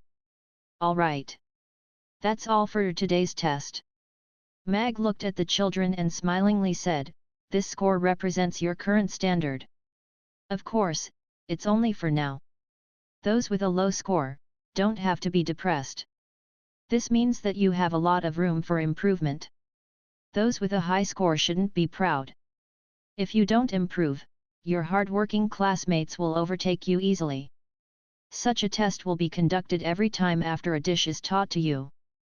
The students who failed will be given a week to practice and take a retest the following Friday after school until they pass. Now, you have 5 minutes to clear up your cooking bench. We'll be starting our new course soon." The result of this test was quite satisfactory. Other than Farah, there were also a few children who got 80 and above. Beck had gotten 80 points. This result was among the better ones in the class. When the children were clearing their cooking bench, Mag went to Farah and smilingly asked as he looked at the plate of salt and pepper potatoes, "May I try some of this?" "Yes." Farah nodded and gave him a pair of chopsticks with a nervous and expectant expression. During the test earlier, she made a plate of salt and pepper potatoes after she completed the hot and sour shredded potatoes. Mag popped a piece of salt and pepper potato into his mouth. The potato was crispy on the outside and tender on the inside. Together with the salt and pepper aroma, it resembled the roadside snacks he had in his previous life. Not bad." Mag put down his chopsticks and looked at Farah with an increasingly satisfied gaze. He had only mentioned this salt and pepper potatoes cooking method in class last week. He hadn't demonstrated it before, so he didn't expect Farah would try making it after she returned home, and she even did such a good job. However, Mag's praises simply stopped there. Too many praises for a good student would cause her to lose her friends. "Thank you." Farah nodded slightly. Her joy and delight were all hidden in her eyes. Mia was also looking at Farah smilingly. She was indeed right about her. She was a hard-working girl. The morning's course was soon over in the midst of the intense teaching. Mag's teaching was focused on practicality and building the children's spirit of exploration and experimentation. After learning a few dishes from him, at least they wouldn't starve after they left school. They could set up their own restaurants or work as a chef. Of course, he expected more from them. They were the seeds that he had planted for the Norland continent's food and beverage industry. He wondered how many of them would grow into strapping trees in the future. Look for the rich woman underground city hadn't given him a clear reply yet, but a long period of silence meant that the other party might send a being that was more highly ranked than Xi to Chaos City. Mag had already displayed his power, so he wouldn't be surprised if the other party sent an extraordinaire powerhouse over. The system's technology was lower than underground cities, so these little things of convenience should be kept away for their best interests. Otherwise, he would be subjected to a very weird level of technology. The steam civilization that was ahead of the Norland continent's current level of technology, was far beneath the underground city's advanced civilization. This level of technology was the most awkward. Mag put away his things, went to the study and asked inwardly, "System, how's the study on the mech?" Preliminary replication preparations have been completed, but there is a technical dating in the materials and workmanship. We don't have any solutions for it currently, the system replied. The materials and workmanship are locked. Doesn't that mean that you have worked for nothing? Mag shook his head. This meant that his idea of replicating a demigod-level mech was crushed. In the mechanical industry, materials and workmanship were elements that were very difficult to break through. One could imagine the complexity of the manufacturing process of the materials of the shell alone, which could withstand the attack from demigod-level powerhouses. However, it wasn't completely useless for the system to replicate this mech's blueprint. Judging from the importance that XI had placed on this mech, this thing was most likely a high-tech product in Underground City too. As for what kind of bargaining chip it could be, it remained to be seen. Anyway, there was no way that he would hand this mech's remains to them so easily. Even though the nuclear core was damaged, the mech was still quite intact. The razor-sharp sword split it into two. The edges were clean and no further damage was done. The possibility of replicating it was very high if it ended up in an institute of mechanical engineering that was relatively comparable in technology. Even though we cannot break through on the materials and workmanship now, I've found an alternative plan with the materials I have currently. Although the mech's power cannot reach the demigod level, its power will be comparable to a 10th tier powerhouse. The system spoke up again. Mag, who had already intended to use this mech to make a friend, felt his vision brighten. A 10th tier was no mean feat. It was the top combat power on the Norland continent. There were less than 1,000 10th tier powerhouses from all the races combined. If the system could produce 10th tier powerhouses in bulk, it would be a good thing for the Norland continent. Are you for real? You have only turned from farming to machinery in the past few days. Are you sure you can manufacture 10th tier mechs? Mag had a disbelieving expression.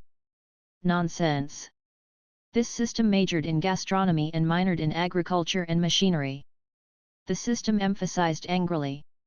Do you have any idea how much knowledge is needed to build a farm and a ranch? Machinery, construction, animal husbandry. This is something that requires a very strong comprehensive ability to do. All right, then build a 10th tier mech to show me first. Let me see if you are really that powerful. Mag still didn't look very convinced. This system refuses to, the system replied emphatically.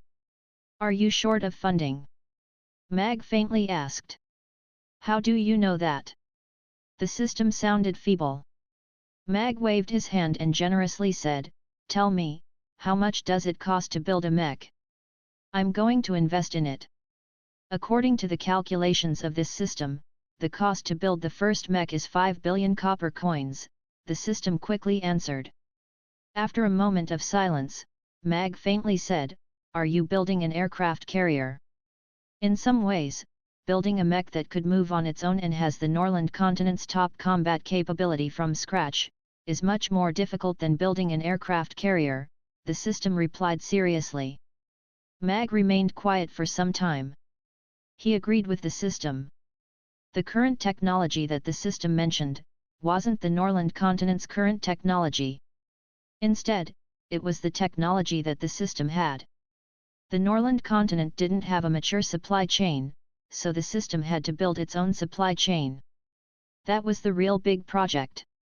However, 5 billion copper coins was also a huge sum to Mag. Shear's figure flashed across Mag's mind in that instant.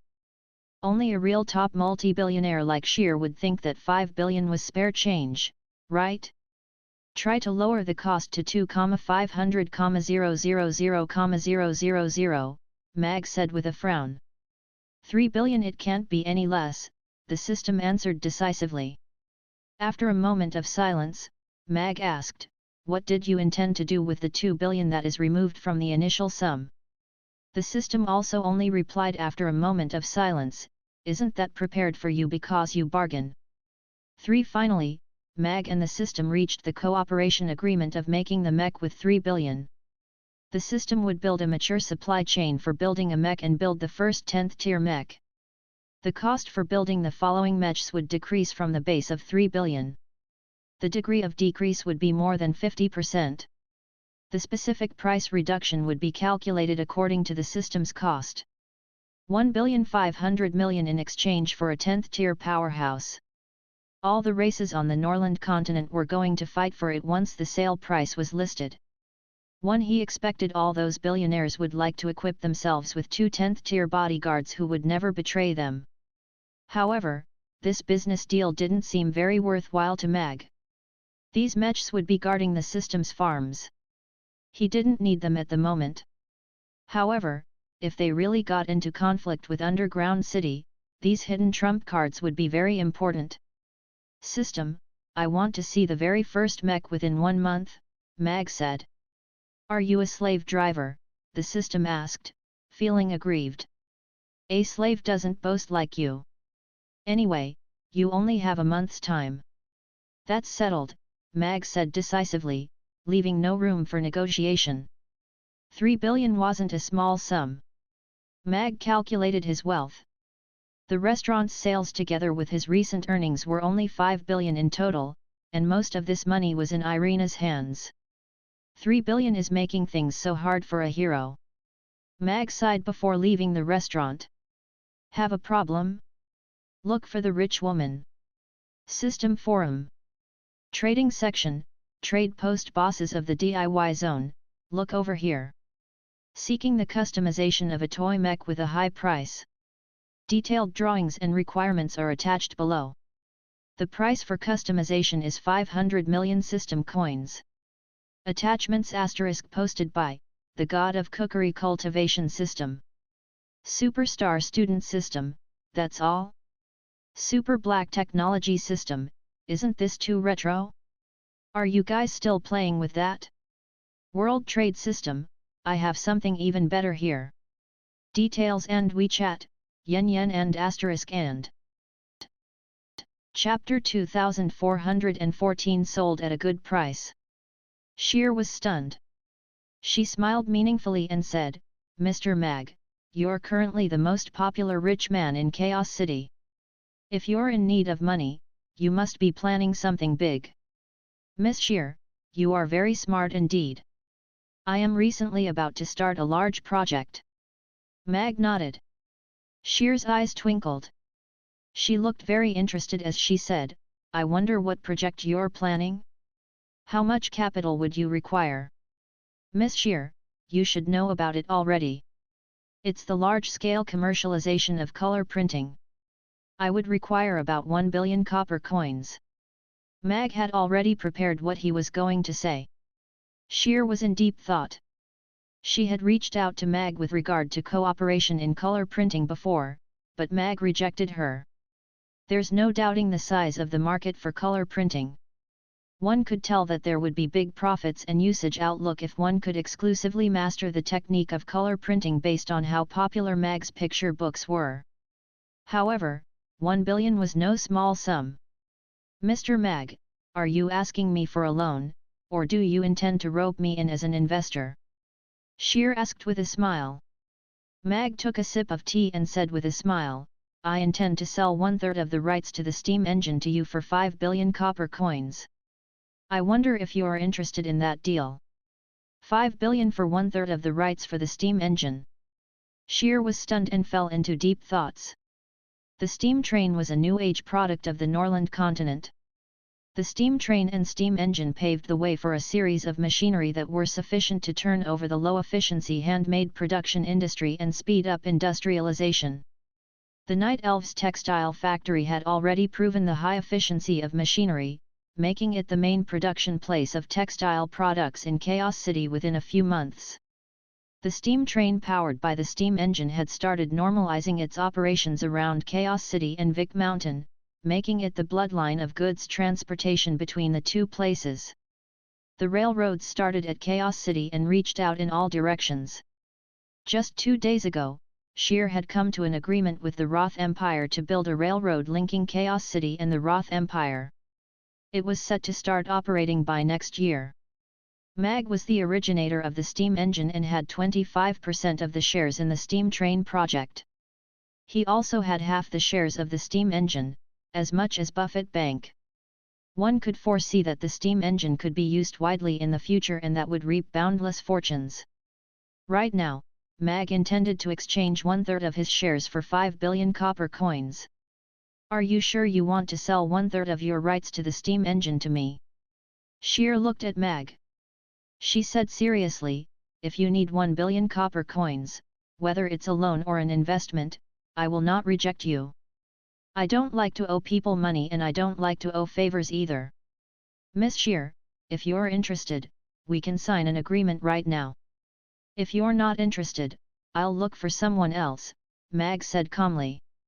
If it was only 1 billion that he needed, he could just borrow from Amy, he would not have to sell his shares. Since you do have the intention to sell your shares, I am willing to buy them on behalf of Buffett Bank. However, 5 billion copper coins is no small amount to us currently. We will need 3 days to prepare the cash. I can write a check for you right now, Shear said decisively. 5 billion may sound like a large sum, but it was but a month's profit to Buffett Bank. Shear was certain that she could multiply the profits from this transaction. All right. That's settled. Mag nodded. Very few people could get 5 billion copper coins in cash in the Norland continent within 3 days. Shear's secretary quickly drafted a contract and Mag transferred 1/3 of his shares for the steam train and 1/3 of his shares for the steam engine to Buffett Bank in exchange for 5 billion copper coins. Happy working together. Mag took the 5 billion copper coin check and left the bank. He had already made an agreement with Shear. 3 days later, he would go over to cash out 5 billion copper coins. Buffett Bank would prepare it in advance for him. Mag had yet to raise this with Irina. The remaining 2/3 of his shares could at least be exchanged for 10 billion copper coins. What a large sum of secret stash! It's a pity that I could only get 5 mechs in exchange. Mag could not help but think about the amount of money he would need to form a steel army. Buffett Bank's middle-aged manager looked at Shear and said, "Young mistress, we've already invested 30 billion into the construction of the railroad. According to the current plan, we would still need to invest another 100 billion. Based on the calculations of the current operation fees of the steam train, I'm afraid it'll take us 106 years to recoup our capital. And right now, we've spent another 5 billion copper coins to buy the shares from Mag, I'm afraid. The railroad is just basic infrastructure. Besides, it is still in its trial operational phase. It is wrong to use that number to calculate the time taken for us to recoup our capital." Shear shook her head with a smile. "The transportation for the goods would increase in frequency subsequently, and we have also only just started testing transportation for people. Of course, all these are just small monies. What will enable us to quickly recoup our capital is those few mines we bought from the goblins before the railroads link up. The goods transportation would decrease our cost for delivery, and as our railroads link up to the dwarves, we would reap a harvest from an even wider market. The accessibility of transportation means that there will be no difficult trade to do in this world. On top of that, the control of the transportation system itself would mean that they have more choices. The world is so big, yet you only see this very first layer right in front of your eyes." The manager opened his mouth but did not know what to say. He left quietly. 5 billion copper coins. What exactly is he planning to do?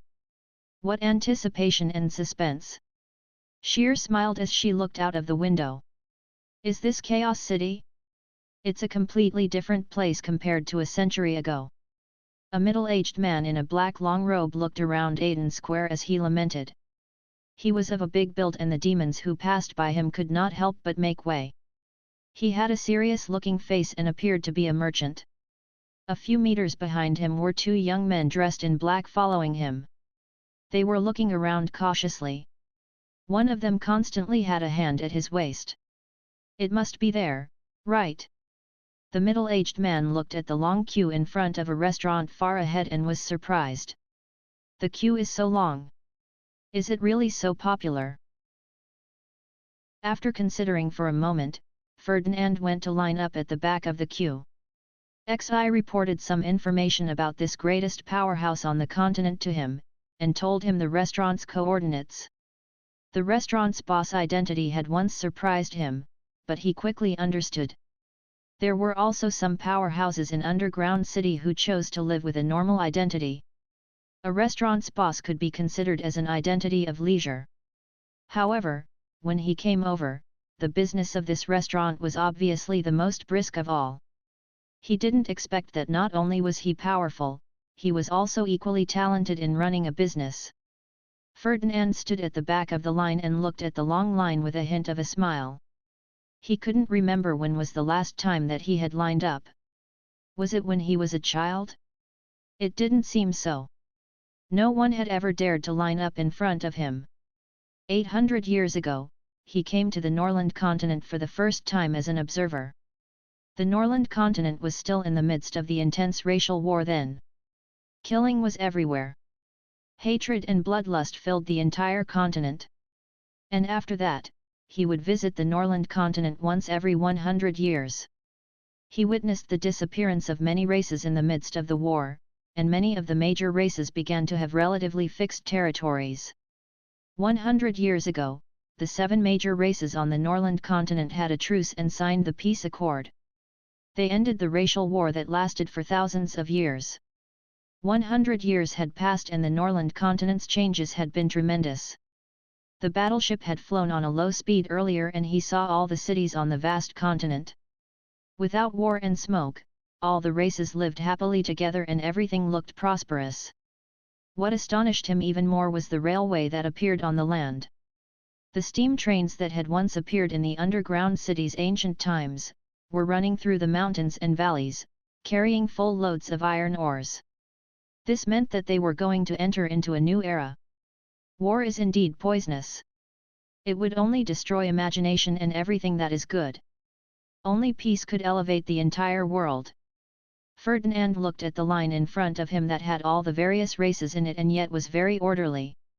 The current Chaos City reminded him of Underground City vaguely. Although their technological levels had a great disparity, the way the various races lived together peacefully under the rules and regulations wasn't very different from Underground City. Lining up was a very boring event, but Ferdinand, who seldom lined up, found pleasure in the customers' conversations. These customers looked like they came from all walks of life.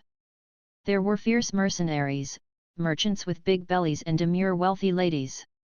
What was amusing was that they would debate about a certain dish in the restaurant passionately when they were lining up in the same line.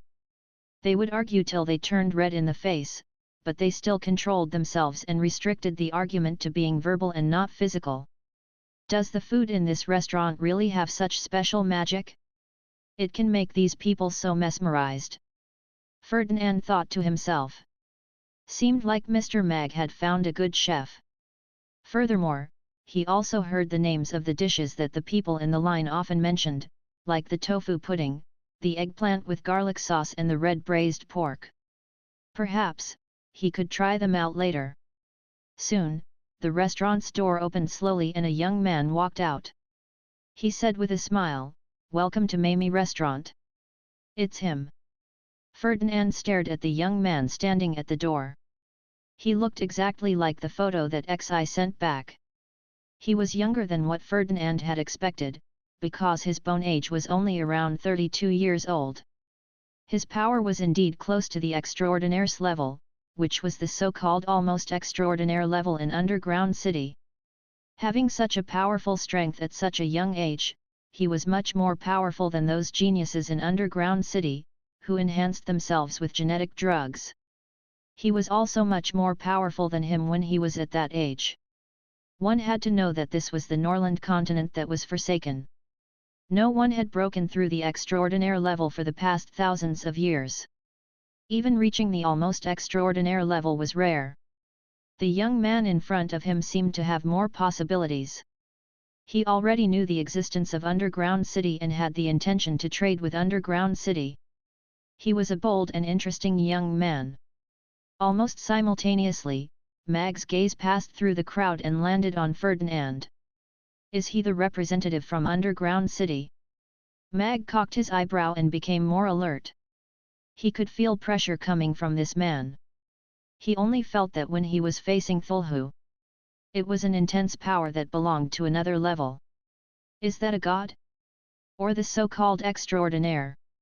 Mag felt his mood become grave.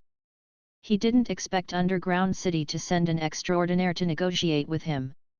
Furthermore, the power of an extraordinaire had exceeded his expectations. At first, he thought that he could negotiate with an extraordinaire from Underground City with his demigod's realm. Looking at it now, it looked like he had overestimated himself. Mag had no chance of winning even if he used all his trump cards. Mag's eyes met with Ferdinand's eyes shortly before moving away with a tacit understanding. Since I can't defeat him, I shall conquer his stomach first, Mag thought as he greeted the customers familiarly. Ferdinand followed the line forward leisurely as he observed Mag's behavior. This young man had piqued his interest. The customers called him Boss Mag familiarly. The form of address had been mentioned frequently with love and a hint of grievance when he was lining up. Therefore, he was the restaurant's boss and its chef too. It was still all right for the strongest powerhouse on the Norland continent to open a restaurant, but he even personally cooked for his customers and remembered each customer's name and nickname. Interesting.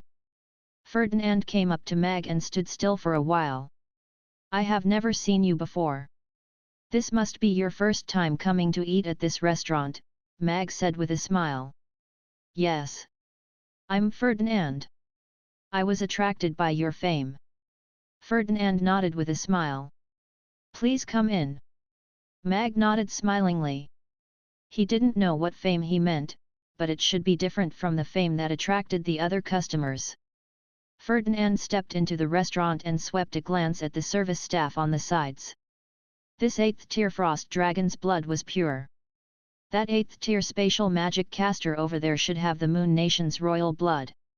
He didn't find anything unusual with his casual scan. Shouldn't this be normal for the restaurant opened by the number 1 powerhouse? Ferdinand chose to sit at a seat near to the kitchen. He could see the kitchen through the window here. Yes. A single piece of natural crystal was used just to let the customers see what was happening in the kitchen. Has the idea of an open kitchen begun to pop up in the Norland continent's other restaurants now? Ferdinand caressed his chin as he looked at all the utensils neatly displayed in the bright kitchen, like soldiers waiting to be inspected. He couldn't help but nod. His gaze swept across the knife rack. There was only one thick cleaver on it. However, it was that rectangular cleaver that made his gaze linger. This knife looked normal, but it was a real god's weapon. Be it the weaponsmith's technique or the knife's materials, they were all extraordinary. From that knife, he could see who the kitchen belonged to. He even deliberately made such an extraordinary weapon just to cook. Ferdinand's smile grew wider. The young people were really getting more and more interesting now. Mag passed by Ferdinand and also sized him up quietly. Due to the fact that this fellow was too powerful and had attained the level of God on the Norland continent, it wasn't easy to judge his age. Judging one's age with one's appearance was the most ridiculous method in the alternate world.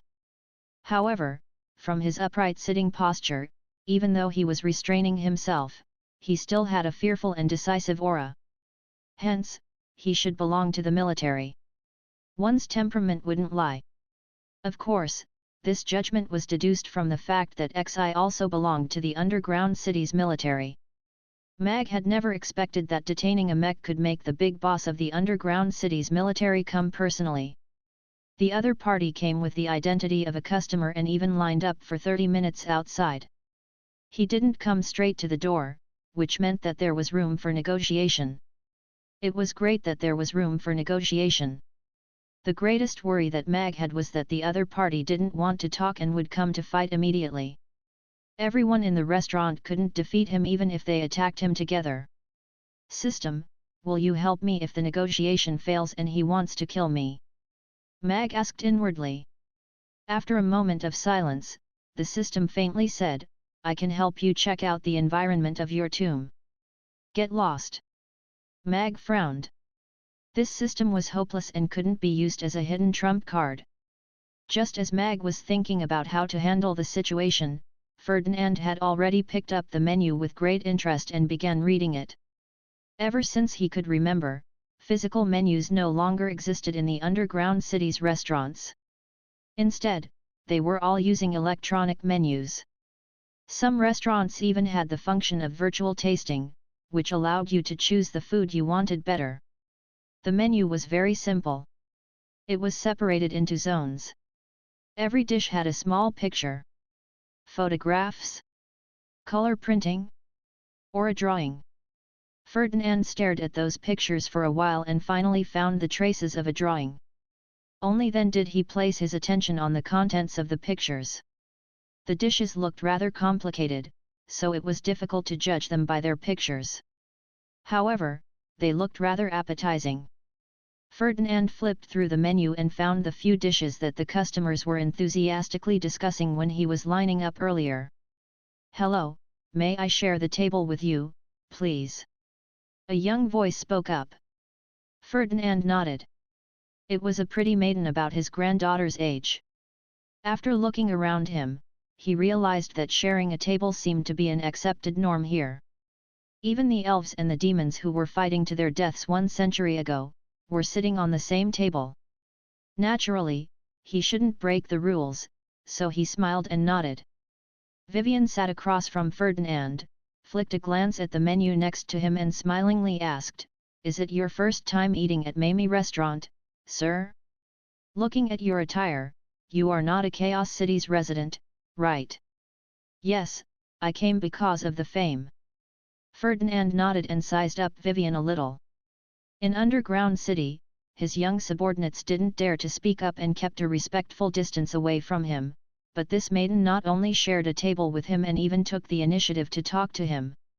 She was rather bold. Then you have come to the right place.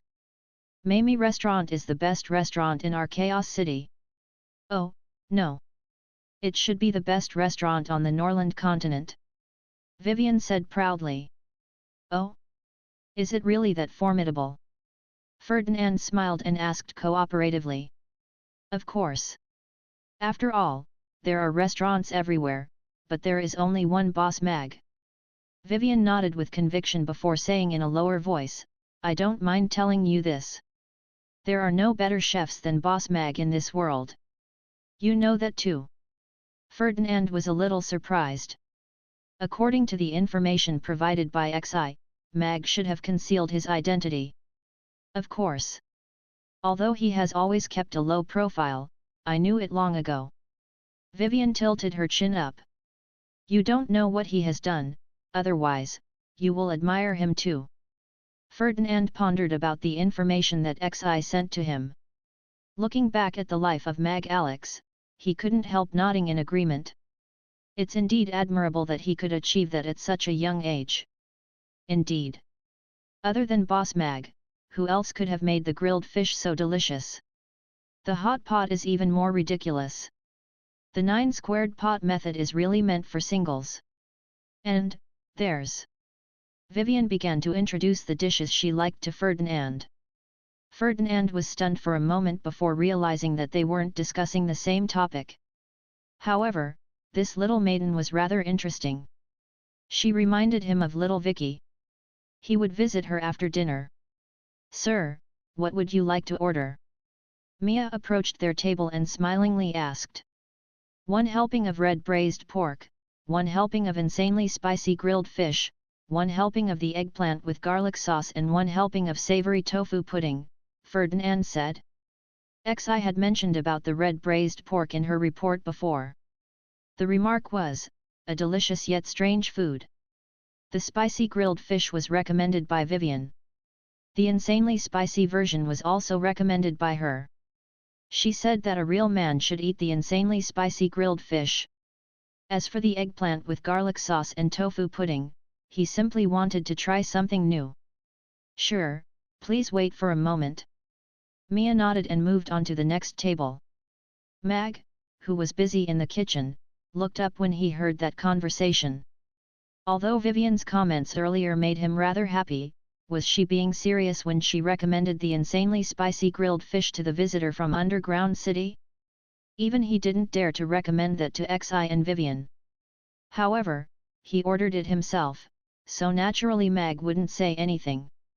Anyway, it wasn't going to be his butt that was going to hurt the next morning. After Ferdinand placed his order, he looked at Mag, who was walking between the few stoves familiarly and elegantly, and curiously asked, "Is there only one chef in this restaurant?" This was different from the image of the top powerhouse on the Norland continent that he had imagined. The one-man kitchen had undertaken the different requirements and expectations of hundreds of customers. However, even so, he seemed so relaxed and calm. At first, Ferdinand thought Mag had opened the restaurant for fun, but it seemed like he was wrong now. Mag was being serious. Among all the chefs he had met before, none of them could compare to him. It was enjoyable to watch him cook.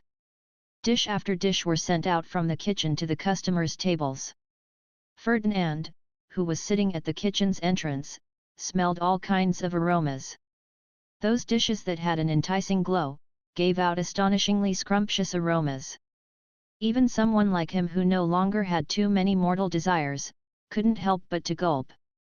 Although we can watch Boss Mag cook when we sit here, it's a torture to watch others' dishes move past us, Vivian said glumly. Ferdinand nodded in agreement before saying to Vivian with a smile, "Excuse me, may I be so bold as to ask you about your occupation?" "Me? I'm Hope School's teacher," Vivian said, but there was a hint of pride in her calm smile. "Being a teacher is admirable."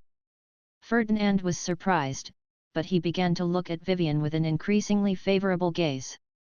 If Vicky was half as obedient as her, she wouldn't have left home and not contacted her family members for a whole year. "Mister, what do you sell? Did you come from Rodu?"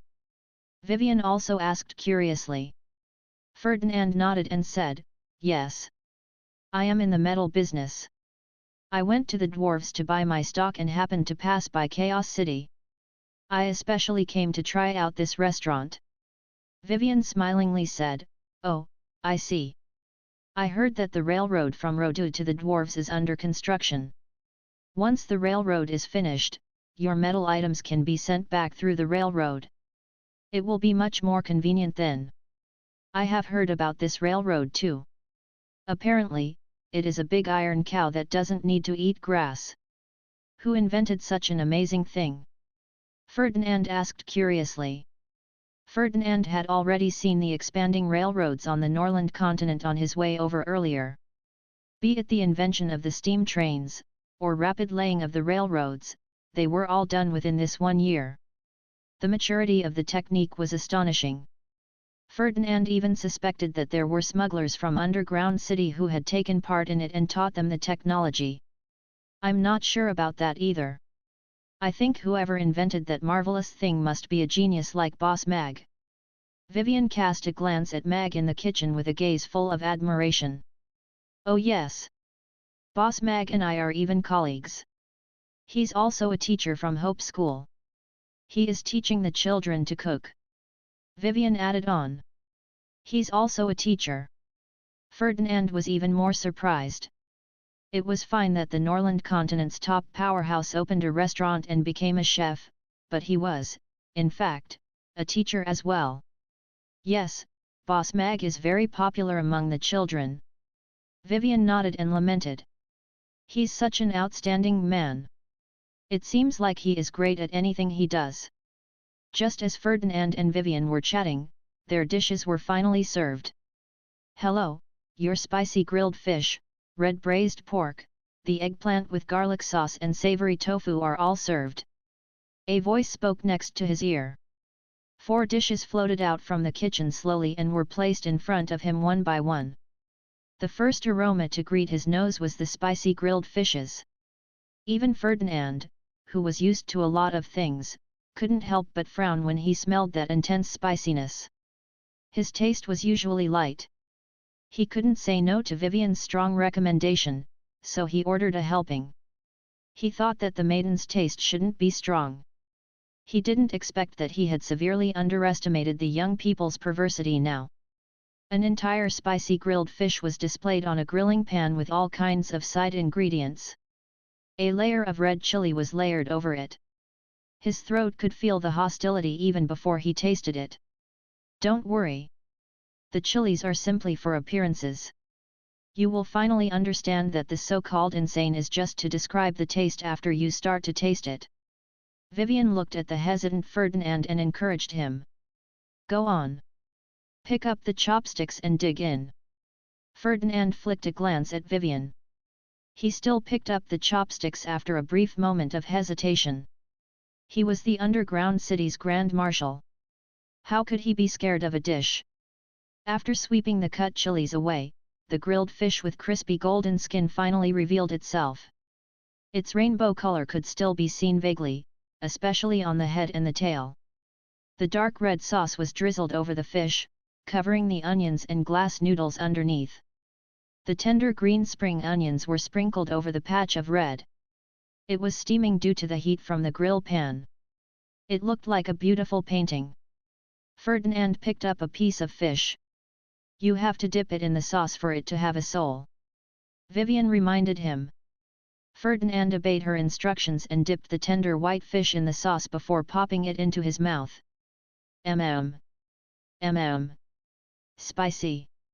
After holding it in for 3 seconds, Ferdinand's face finally turned red. The intense spiciness attacked his oral cavity crazily. His taste buds turned from spicy to pain, and then to numbness. In the short 3 seconds, he had experienced an excitement that he had never experienced in the past few hundreds of years. Ferdinand clenched his fists instinctively. Energy was coursing through his body. He could barely restrain his power that almost burst out.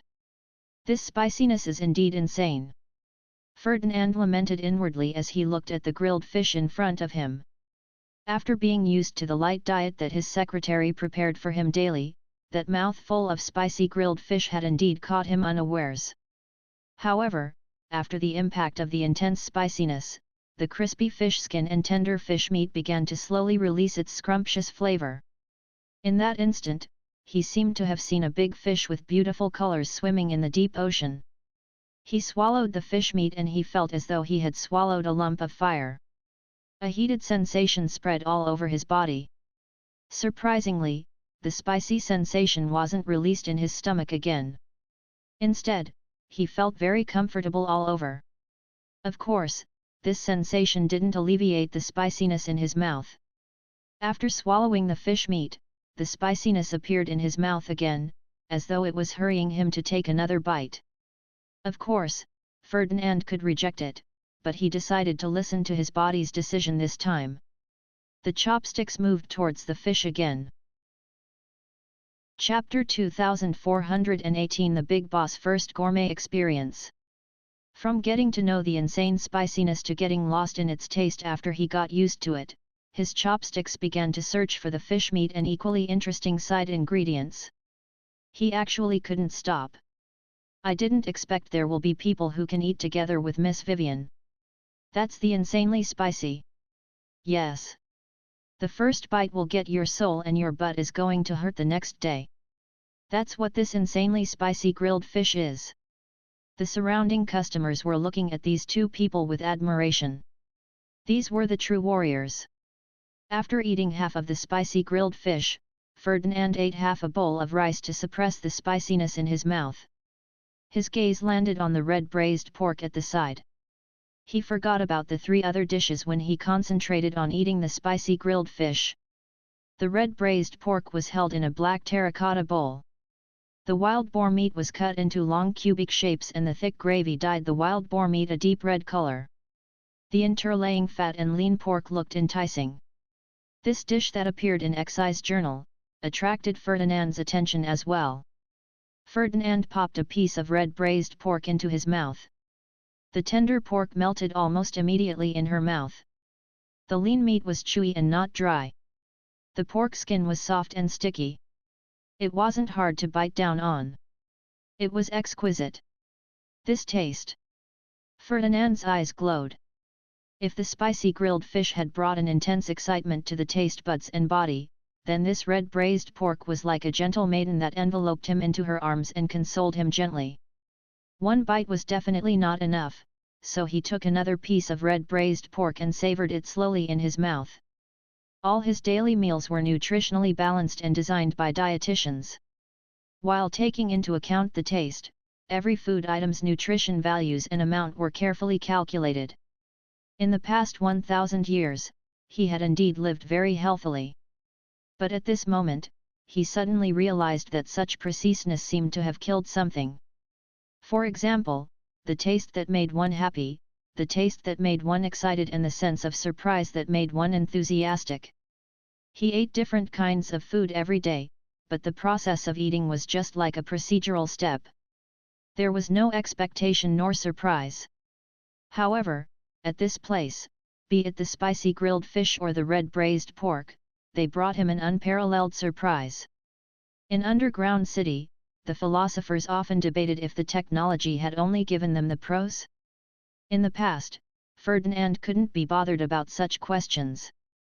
If technology didn't bring them convenience, how could these philosophers, who had full stomachs, have the time to raise such questions?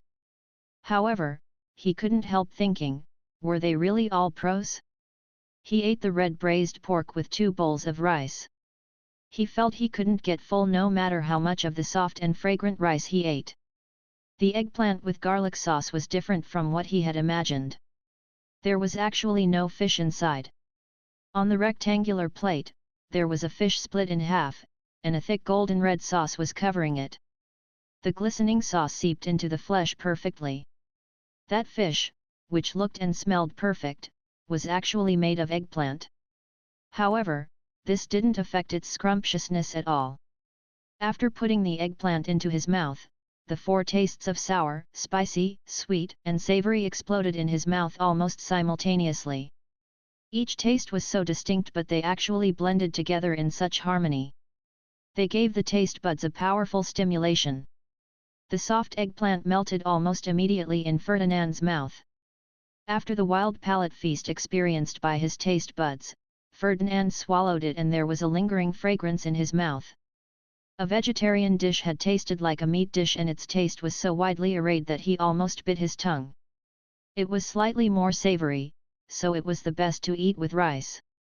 Ferdinand ate another 2 bowls of rice before he felt a little full. Vivian, who was still seriously eating the spicy grilled fish, couldn't help looking up at him. She was amazed with this gentleman's appetite inwardly.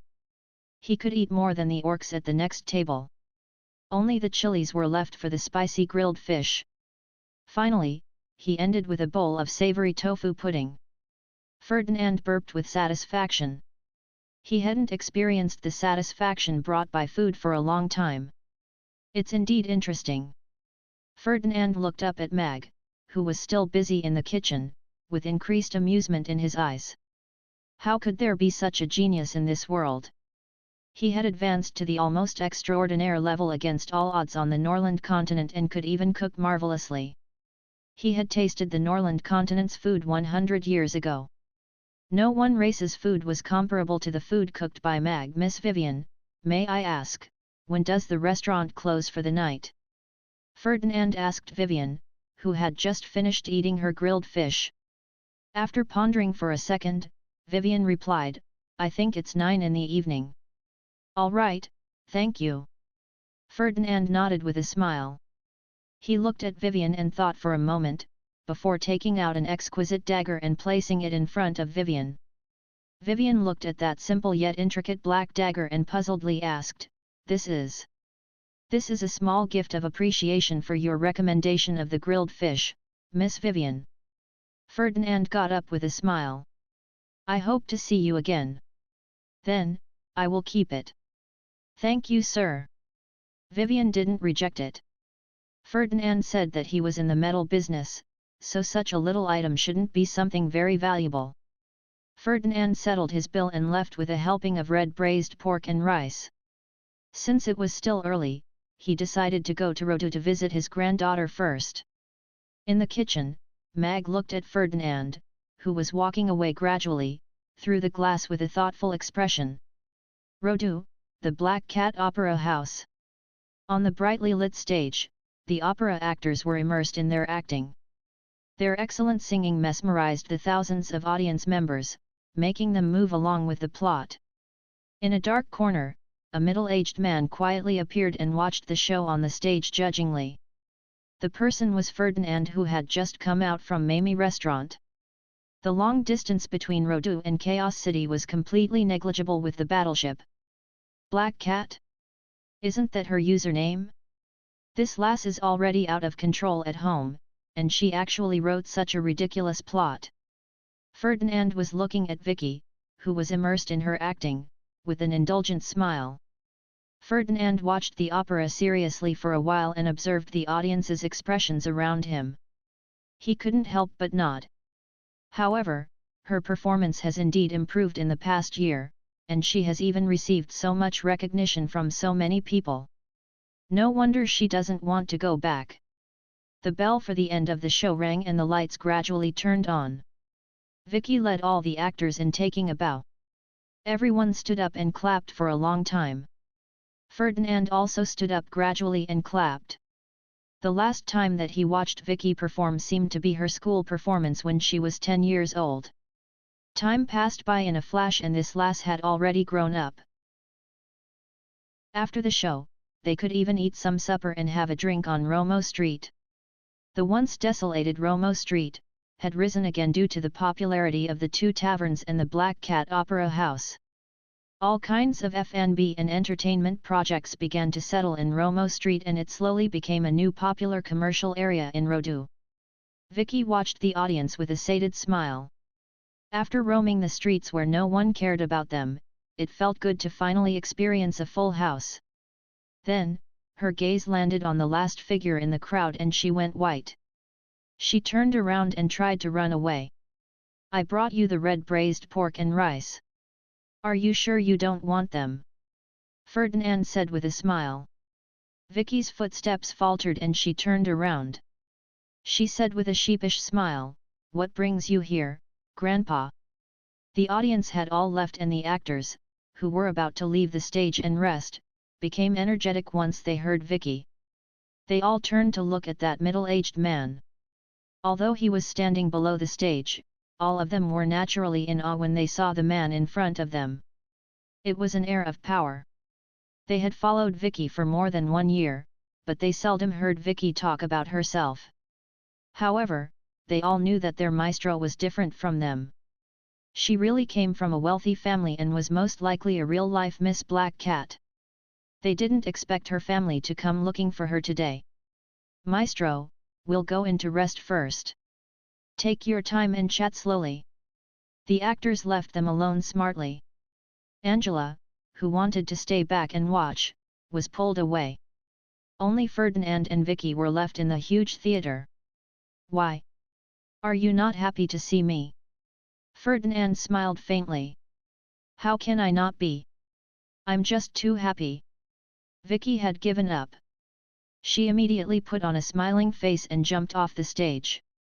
She hugged Ferdinand's arm lovingly and coyly said, "I missed Grandpa a lot. I don't know how much I can trust you now." Ferdinand shook his head, but his eyes were filled with an indulgent smile. "Of course you can believe me wholeheartedly. What evil thoughts can little Vicky have?" Vicky replied matter-of-factly. Her gaze landed on the insulated takeaway box and her eyes glowed a little. "Did you go to Mamie restaurant? I went for a meal and bought a helping for you too." Ferdinand passed the insulated container to her. "Thank you, Grandpa. You're the best." Vicky accepted the takeaway box. "Let's go sit in my office." Ferdinand followed Vicky across the theatre to her office. "The red braised pork, and it's still hot. It smells great." Vicky opened the insulated box and immediately marveled. Then, she lamented, "It's a pity that Big Sister Xi isn't here. Her favorite food is red braised pork." Ferdinand sat across from Vicky and smilingly asked, "Are you and Xi Mamie restaurant's regular customers?" Vicky chewed on the red braised pork with puffed out cheeks as she answered, "We're not really regular customers. I have only been to Mamie restaurant twice, but Boss Mag's culinary skills are unforgettable. It's indeed a marvelous taste." Ferdinand nodded in agreement. Vicky swallowed the meat and curiously asked, "But, Grandpa, did something serious happen? Why did you come to the Norland continent personally?" Xi had mentioned the matter of that almost extraordinaire mech to her before, but given her grandfather's status, such a matter didn't require him to come personally. "My precious granddaughter has left home for over a year without any news and she still refuses to come home after we found her. So, do you think I shouldn't come personally?" Ferdinand asked her seriously. I can't leave for now." Vicky blushed. "You saw it for yourself today too. The opera house has just opened and we already gained the love of so many audience members. If I go now, the opera house will have to close immediately and all my troupe members will be out of a job. Today's performance was indeed not bad." Ferdinand nodded with appreciation. Vicky felt so gratified. It wasn't easy to get praise from Grandpa, even her dad was usually scolded by her grandfather. "Did you come for that mech this time?" Vicky asked. She didn't believe that her grandfather would make this trip for her deliberately. "Seems like Xi has told you plenty. You have mistaken Big Sister Xi. I got this information from Big Sister Xi with all my might. After all, you said that I have to keep track of current affairs." Vicky quickly took the blame back onto herself. "The mech is one reason. The other reason is to meet with that young man Alex," Ferdinand said with a smile. "He didn't pursue it. Boss Mag is a good man." Vicky said with a righteous indignation, "I think some fellows from Underground City are too much. How dare they cross over to murder? They have no regard for the rules. Rules are what the strong use to restrict the weak. Some people always think that they are the rule setters, so naturally they aren't going to follow them." Ferdinand stopped smiling as well. "Is this matter connected to the military?" Vicky sneaked a peek at Ferdinand and suddenly felt a little nervous. Boss Mag slashed that almost extraordinaire mech and even detained it. This was an antagonistic move to the power behind the mech. If this matter had something to do with the military, her grandpa's motive for this trip would be unpredictable. Currently, we couldn't find any evidence that the military is involved in this matter." Ferdinand shook his head. Vicky heaved a breath of relief. At least, this meant that her grandfather wasn't behind this. "However, I have indeed come to take that mech back. We should be able to get even more information from that mech. It's regarding that mysterious organization, Immortal." Ferdinand didn't conceal his disgust when he mentioned Immortal. Immortal. Vicky went white. Immortal was a very mysterious and powerful organization in Underground City. Apparently, it was founded by an extraordinaire. The group was very powerful but no one knew where they were. An almost extraordinaire mech that even the military didn't possess, suddenly appeared out of nowhere and crossed the borders to kill. Only that mysterious organization, Immortal, would have that kind of power in Underground City. "I have another objective for coming to the Norland continent. It's to bring you back to Underground City," Ferdinand said to Vicky. "It's too dangerous here." "Mr. Mag, I came from Underground City. Are you free to talk now?" Ferdinand got straight to the point. "Please come in." Mag didn't look shocked either. He stepped to the side and let Ferdinand enter. There was no alcohol, only the steam of a teapot was drifting between the two of them. Today's dinner was delicious. Ferdinand spoke first. "Thank you." Mag nodded slightly. This praise seemed to be friendly, so he no longer put on a solemn expression. Mag asked, "May I know what's the purpose of your late-night visit, Mr. Ferdinand. First of all, I'd like to represent the Underground City Federation and apologize to you all regarding the Wind Forests matter. The military is now pursuing the murderer with all its might. Secondly, I would like to exchange the mech from you. Currently, we only have limited information. We'll need to have more information in order to catch the perpetrator, Ferdinand said politely. Were all the Underground City extraordinaires so humble? Mag was a little surprised. Ferdinand's humble attitude almost made him feel that he was the one with the upper hand. However, the other party's power and background were far above his. It had been an unequal negotiation from the moment they sat at this table, but the other party was so courteous. He apologized immediately and was willing to make an exchange instead of ordering him to hand the mech over. Does he have something to ask from me? A gleam flashed across Mag's eyes, but he still said with a calm expression, "You should apologize to the elves. I cannot accept your apology on behalf of the dead elven queen. However, as her son-in-law, I can't accept your apology before the murderer is arrested. As for that piece of metal, you have to exchange it with the perpetrator's head." Ferdinand said to Mag, "I can understand Mr. Mag's stance. We already have some clues about the perpetrator that crossed over the borders, but the other party has a complicated network of power. I'm afraid that the military has also been infiltrated. If you want revenge, perhaps we can work together." Work together? Mag frowned. According to our current intel, the controller behind the mech might be an organization called Immortal. This organization is intricately connected to many plutocrats and is very powerful. You want to seek vengeance while I wish to eradicate this organization, so we have the same objective, Ferdinand explained. Given your power and influence, why are you choosing me? Mag looked into Ferdinand's eyes. He wasn't so narcissistic to think that he was irreplaceable. Underground City even had an almost extraordinaire mech and the other party was a real extraordinaire. I need a helper who is powerful yet unknown to Underground City, while you need a helper who can provide you with convenience in Underground City. I think we can cooperate well, Ferdinand said frankly. However, I still know nothing about you and our so-called common enemy up till now. Mag took a sip of the tea. Having an equal amount of information is the premise for a collaboration. Ferdinand looked at Mag with an increasingly appreciative gaze. This young man had a very strong power that didn't match his age. At the same time, he also had a prudence and wisdom that far exceeded his peers. I am Ferdinand, the first marshal of the Underground City Federation's military. Immortal is a mysterious organization that has existed for over 10,000 years. They believe in eternal life. We know very little about them. They should have some extraordinaires within their ranks and they had a shady relationship with a few plutocrats. They have infiltrated into all areas of Underground City, even the military has their traces. They have control of the Underground City's best technology. Their mech's technology is even a generation ahead of the military. The military's actions against Immortal have been leaked in advance repeatedly, so we can deduce that the military is already highly infiltrated by them.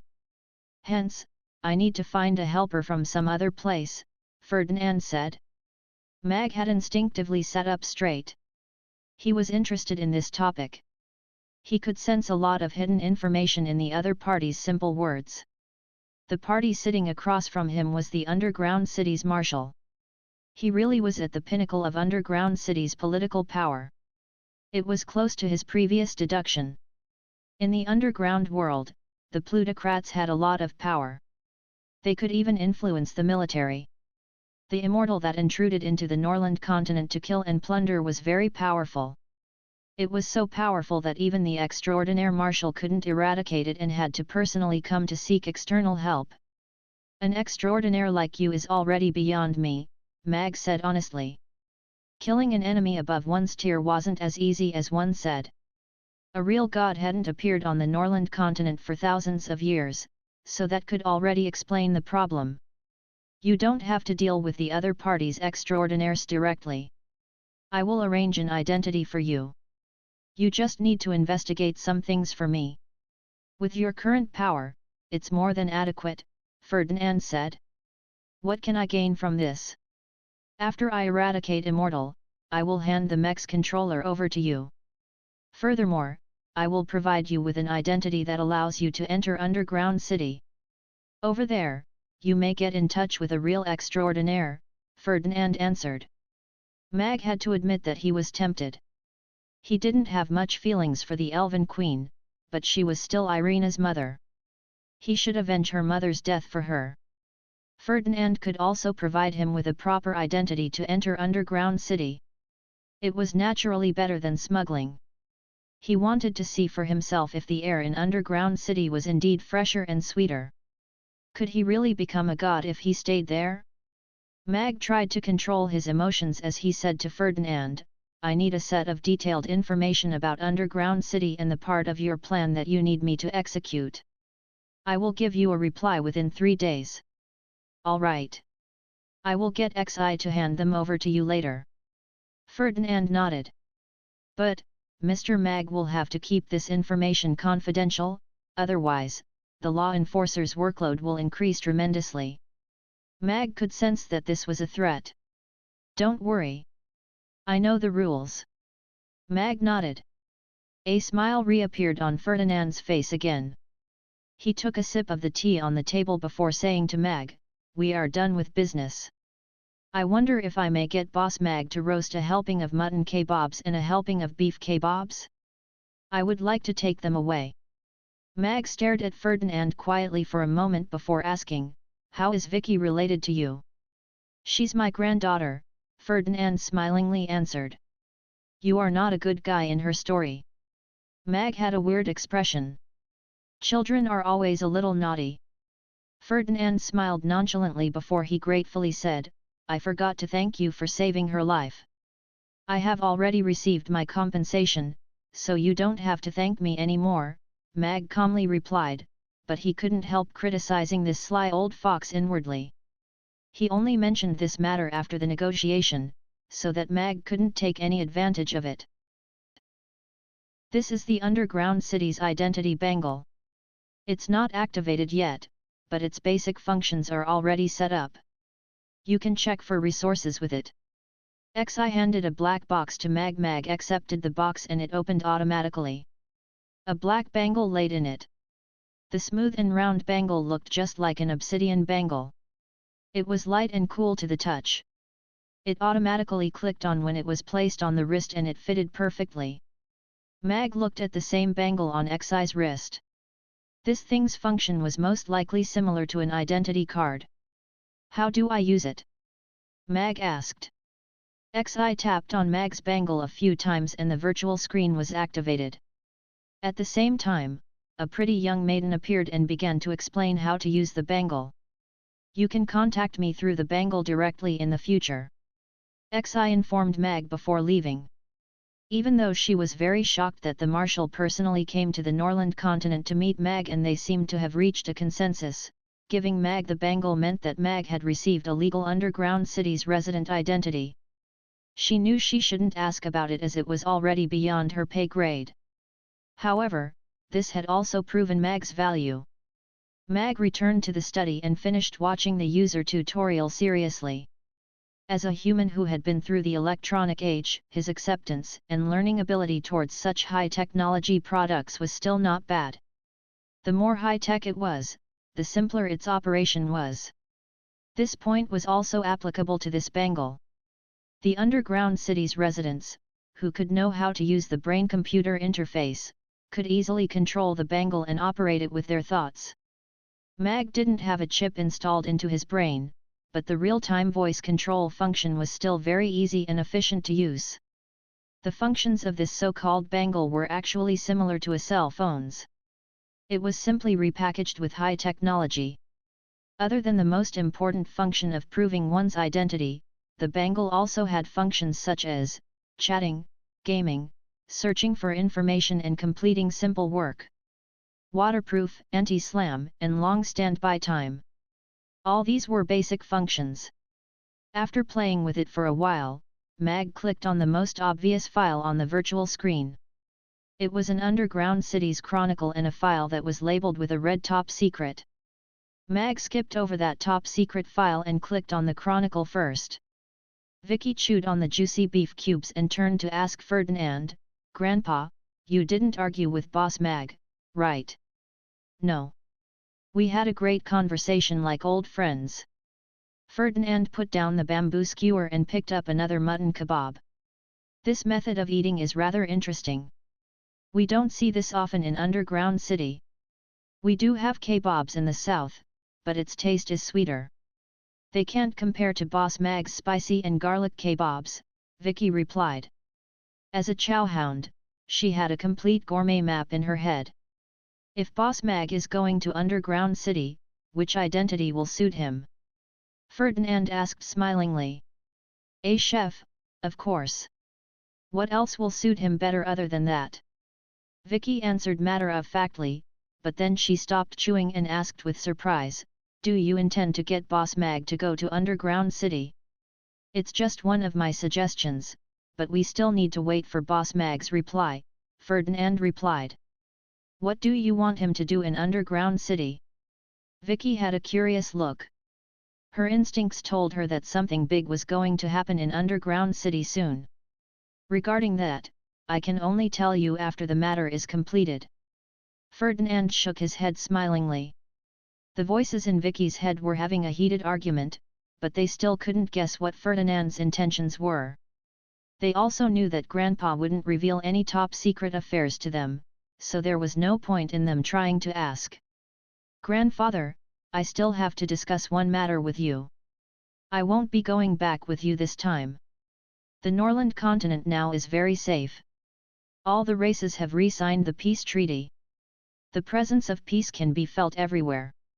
Most importantly, the Black Cat Opera House is about to take off. They need me, who is the main pillar of support, right now. This stage will collapse if I leave. Moreover, Boss Mag has invested in my Black Cat Opera House. With the protection of this world's most powerful powerhouse, there will be no problem at all," Vicky said to Ferdinand gravely. Ferdinand looked at Vicky for a while before nodding with a smile.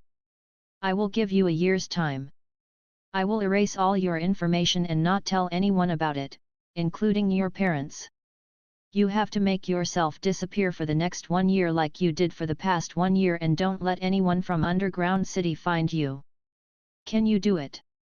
A hint of joy flashed across Vicky's eyes and she immediately nodded. "I will definitely do it. Keep these 2 items with you. You must protect yourself if there is danger." Ferdinand took out a thunderball and a black battleship's cryptographic key and gave them to Vicky. "This is the Thunder ship." Vicky looked at the golden lightning logo in the cryptographic key with an open mouth. "I promised to give you the Thunder ship as your coming-of-age present. Although you haven't come of age yet, I feel that you have grown a lot since last year. So, I decided to give it to you earlier." Ferdinand looked at Vicky with a gaze full of indulgence and love. "Thank you, Grandpa. I love this gift." Vicky jumped up right away. The Thunder ship was the military's most powerful solo combat battleship. It was on the same tier as Big Sister Xi's battleship. She had begged her grandfather for a long time before he agreed to give her one when she came of age.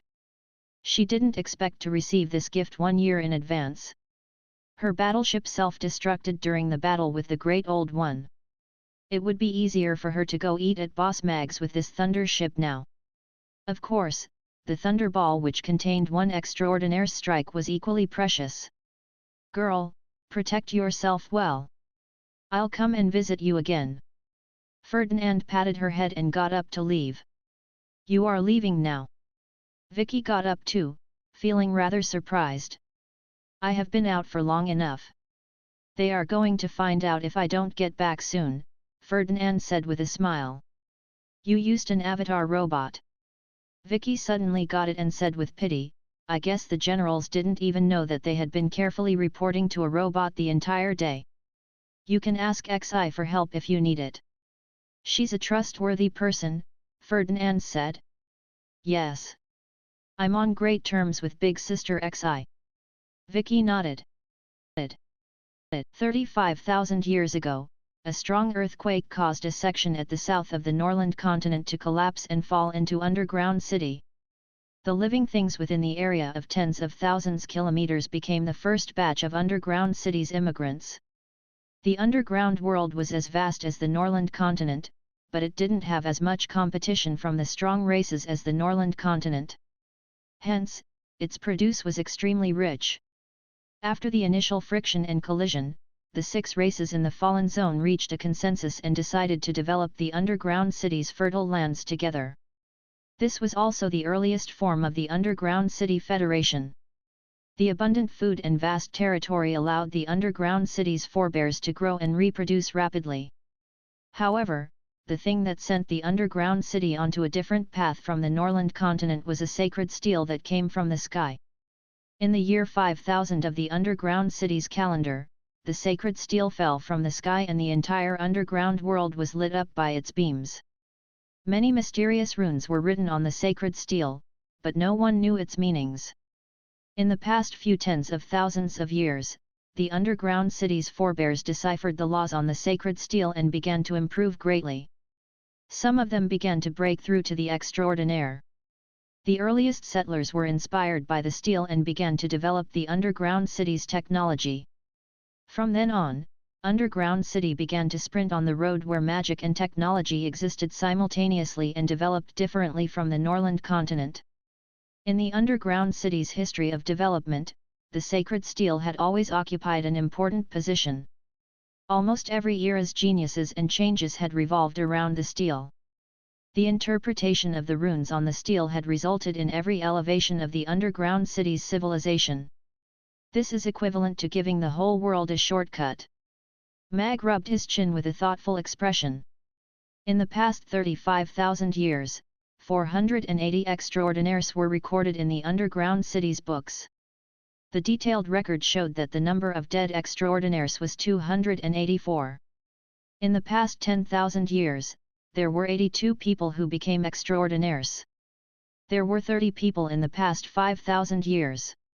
It was obvious that in underground city, it was getting more difficult to break through to the extraordinaire level. But even so, it was still better than the Norland continent's situation where no one had become gods in the past 10,000 years. And, among the extraordinaires who broke through in the past 5,000 years, Ferdinand was, without a doubt, one of the most sparkling existences. In the tens of thousands of years of underground cities' development, its political system was similar to a republic with a president. All the states formed the Underground City Federation. They were unified and relatively independent.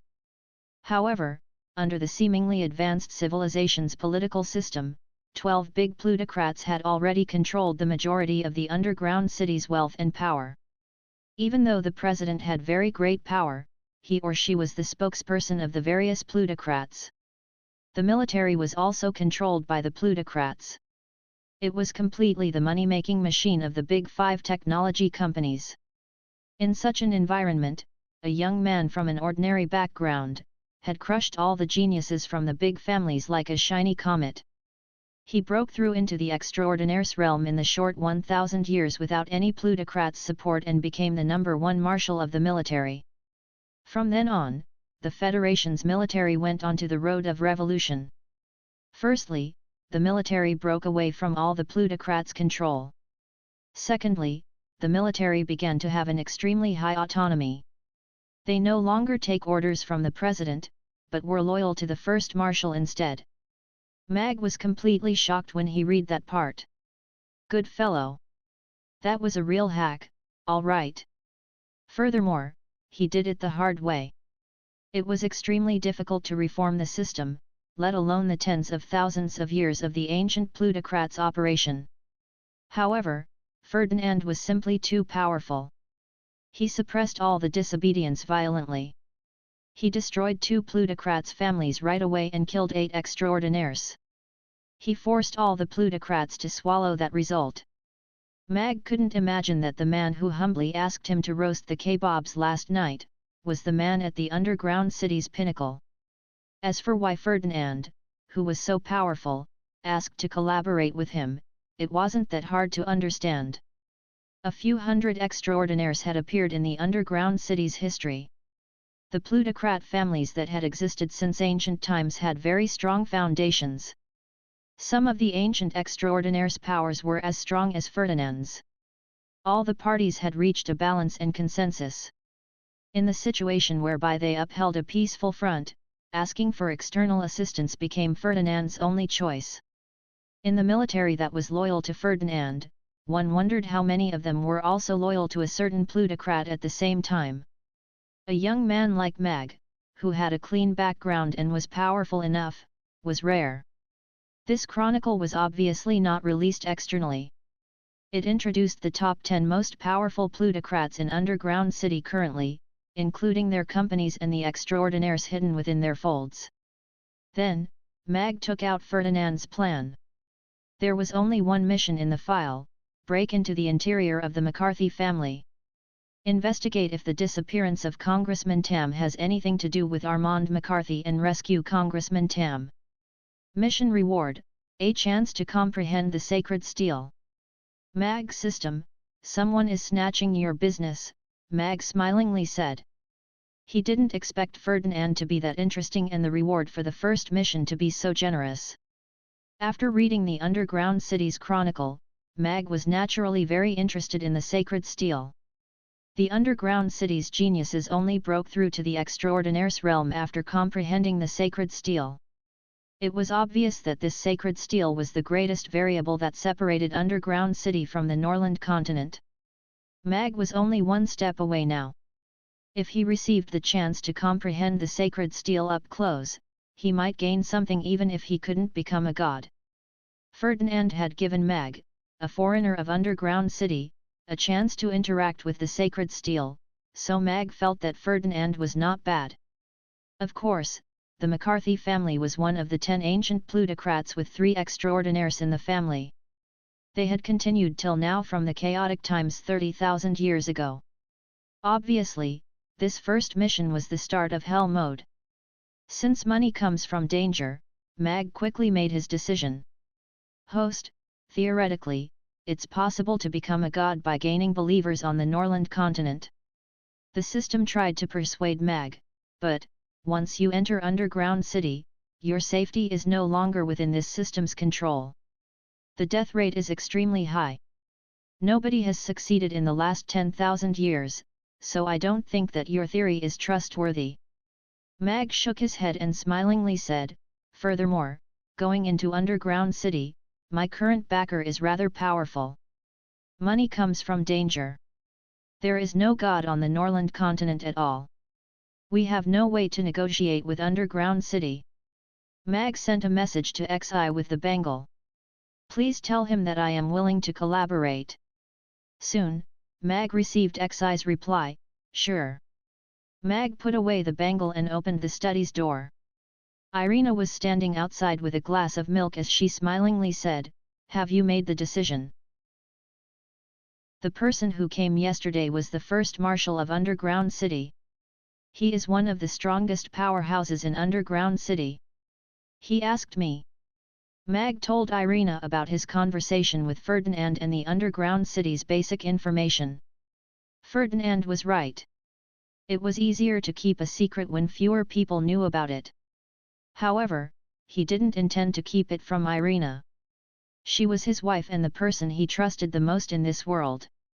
Moreover, Underground City was full of unknown and dangers. He couldn't guarantee that he could return safely, so he had to let Irina know about the situation briefly. Is that sacred steel really that amazing?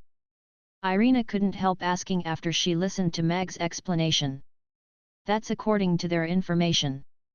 As for whether that sacred steel is indeed that amazing, I need to see it with my own eyes, Mag said with a smile. He was also very excited. I feel that this matter is a little strange. Given his identity, he won't need to cross over to get you to help investigate a family, right? Irina said with a frown. I think that either he has concealed some very important information, or he wants to test me with a simple mission first. It's similar to a novice assignment, which is to give the person some benefits, Mag replied. That was also his guess. Irina nodded and said, since you have already made your decision, I won't stop you either. Be very careful. I will. Mag nodded. After the breakfast service was over, Mag checked his bangle and Xi had already replied, meet me 16 kilometers beyond the West City Gate tonight for training. Should I bring a helping of red braised pork for you? Mag sent a message. Yes. Xi replied instantly. Mag put away the bangle with a smile. This fellow was indeed mesmerized by the red braised pork. Father, kiddo wants to go out to play. A little one came stumbling over as soon as Mag came out of the study.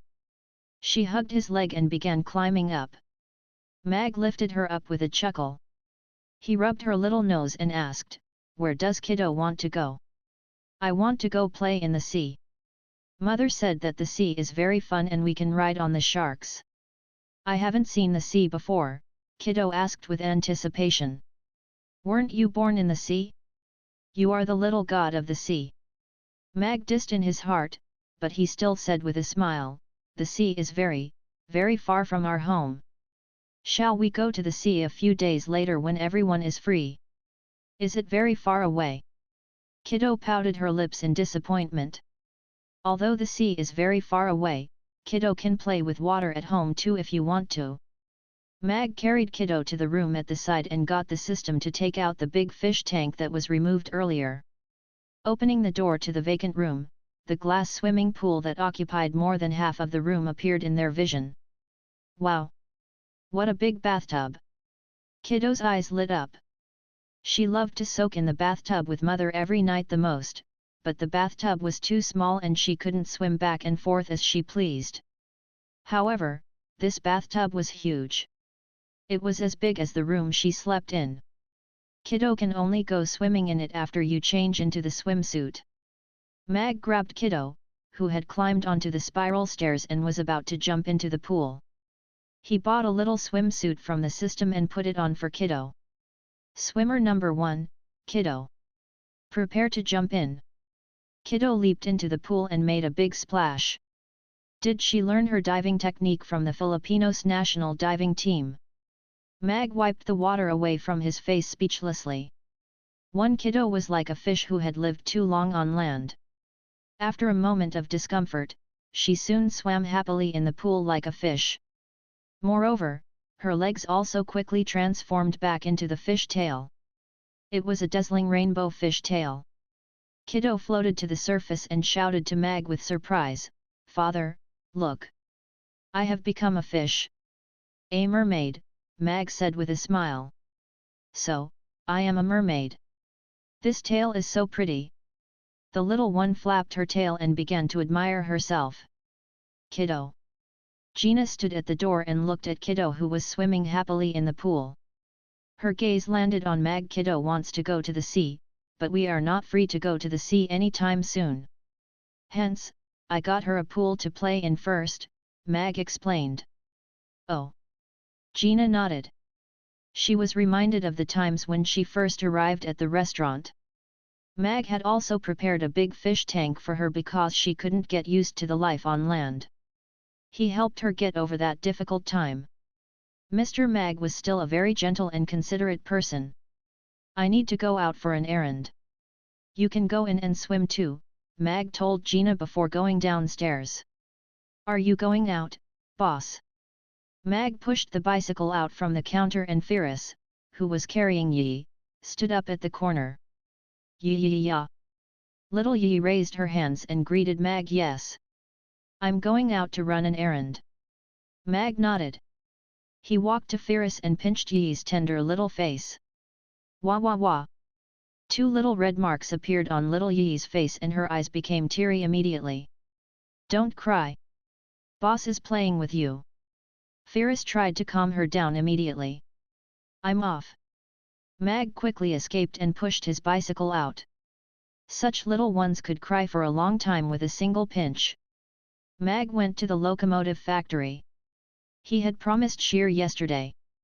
The cargo locomotive had successfully run for some time and the passenger locomotive had already gone through a few tests and was ready to be introduced. Before introducing it formally, both Shear and the engineering department hoped that Mag could help test and experience it and make some suggestions. Shear and the city lord's castle's efficiency had shocked Mag. It has been less than 6 months between when the steam train project was first set up till now when the passenger train was ready to start running, and thousands of kilometers of railroads were already laid. The magical world's ability to build the infrastructure had impressed him. Mag arrived at the scene and experienced the passenger train that was bumpy and noisy. He suggested 2 plans to reduce the noise and bumpiness. A passenger train and a cargo train were different. Other than fragile items, the cargo didn't care about the bumpiness and noise. However, humans had requirements for comfort.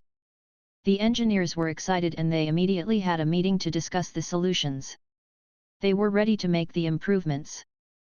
However, if even Miss Shear can't get you to work here, there's nothing we can do, otherwise you should be doing my job as the chief engineer, the chief engineer said to Mag with a piteous expression. I am your boss, the co-founder. Mag dissed inwardly before humbly saying, you are being too polite, chief engineer. I am only making the suggestions verbally.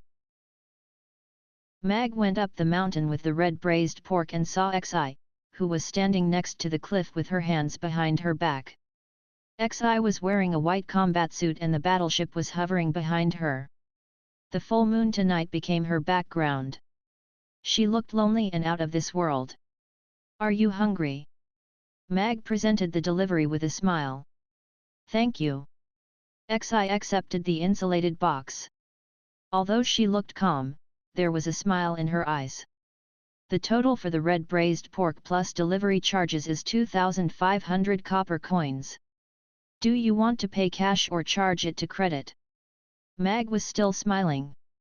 Xi's expression froze and she looked at him seriously. I have to pay. Mag nodded. I don't have any money. Xi shook her head. She simply took out a small table and chair, opened the insulated box and started eating. Mag looked at Xi, who was eating happily, with a frown. Is it common to have a free meal now? Mag took out a bottle of liquor and sat across from Xi. Xi moved the red braised pork towards herself and continued eating. 1. Mag. Because there were no side dishes to eat with the liquor, Mag watched Xi finish the entire helping of red braised pork. Mag faintly asked Xi, who was wiping her mouth, is it nice? Your culinary skills are still stable as usual. Xi nodded slightly. You have eaten, so what are we going to do now? Mag put away his liquor and cast a glance at that hovering battleship. He said with excitement, shall we start with driving the battleship? Who doesn't have the dream of being a captain? You don't have the clearance to learn how to pilot the battleship currently. Xi shook her head with a serious expression. Mag just said, oh. He was just joking anyway. We will start from learning the underground city's official language first, Xi said. Don't you guys use the Norland continent's common tongue? Mag asked instinctively before realizing how stupid his question was. Xi didn't laugh at him. She continued to calmly say, just because we know how to speak the Norland continent's common tongue doesn't mean we use the Norland continent's common tongue. Underground City has a completely different language system. You need to grasp it completely before you can enter Underground City. My ability in languages is not bad. Mag was rather confident. After all, he was a man who had mastered 8 languages previously. Learning a new language wasn't difficult for him. You can send the tutorial to my Bengal and I'll slowly study it myself when I go home. Let's skip over this part and start on the other lessons. After pondering for a while, Xi accepted Mag's suggestion and nodded, then, I will teach you how to drive. In the Chinese internet's lingo, driving is an innuendo for having s*x. Now. Oh? We are so direct now. Mag raised his eyebrows. Xi took out a capsule car. Accurately speaking, she took out a cool black flying car from a capsule. Its wild beast-like front, streamlined body, matte black texture and two over-the-top thrusters at the back had easily won over all the luxurious cars in his previous life's garage. Mag followed Xi into the flying car and leaned against the comfortable seat. He instinctively reached for the seatbelt. There was nothing there. Xi flicked a glance at Mag. He didn't look very shocked and his actions in getting into the car were too smooth. He looked just like an experienced driver. This is the flying car, the most common mode of transportation in underground city now. Xi began to introduce this car and the underground city's driving rules to Mag. The flying car has two driving modes. The auto driving mode can be voice controlled. You only need to tell it your destination and the flying car will drive itself automatically and bring you to your destination. You only need to grasp this mode, Xi said. Mag looked at the steering wheel in front of Xi and seriously said, "There is no soul in this driving method. I want to learn how to drive it myself." Mag didn't know how they made the flying car that was controlled by a steering wheel. Out of prudence, he didn't want to hand his fate over to auto drive in certain times of danger. Xi turned her head to look at him. "Are you certain that you want to learn that?" "Of course."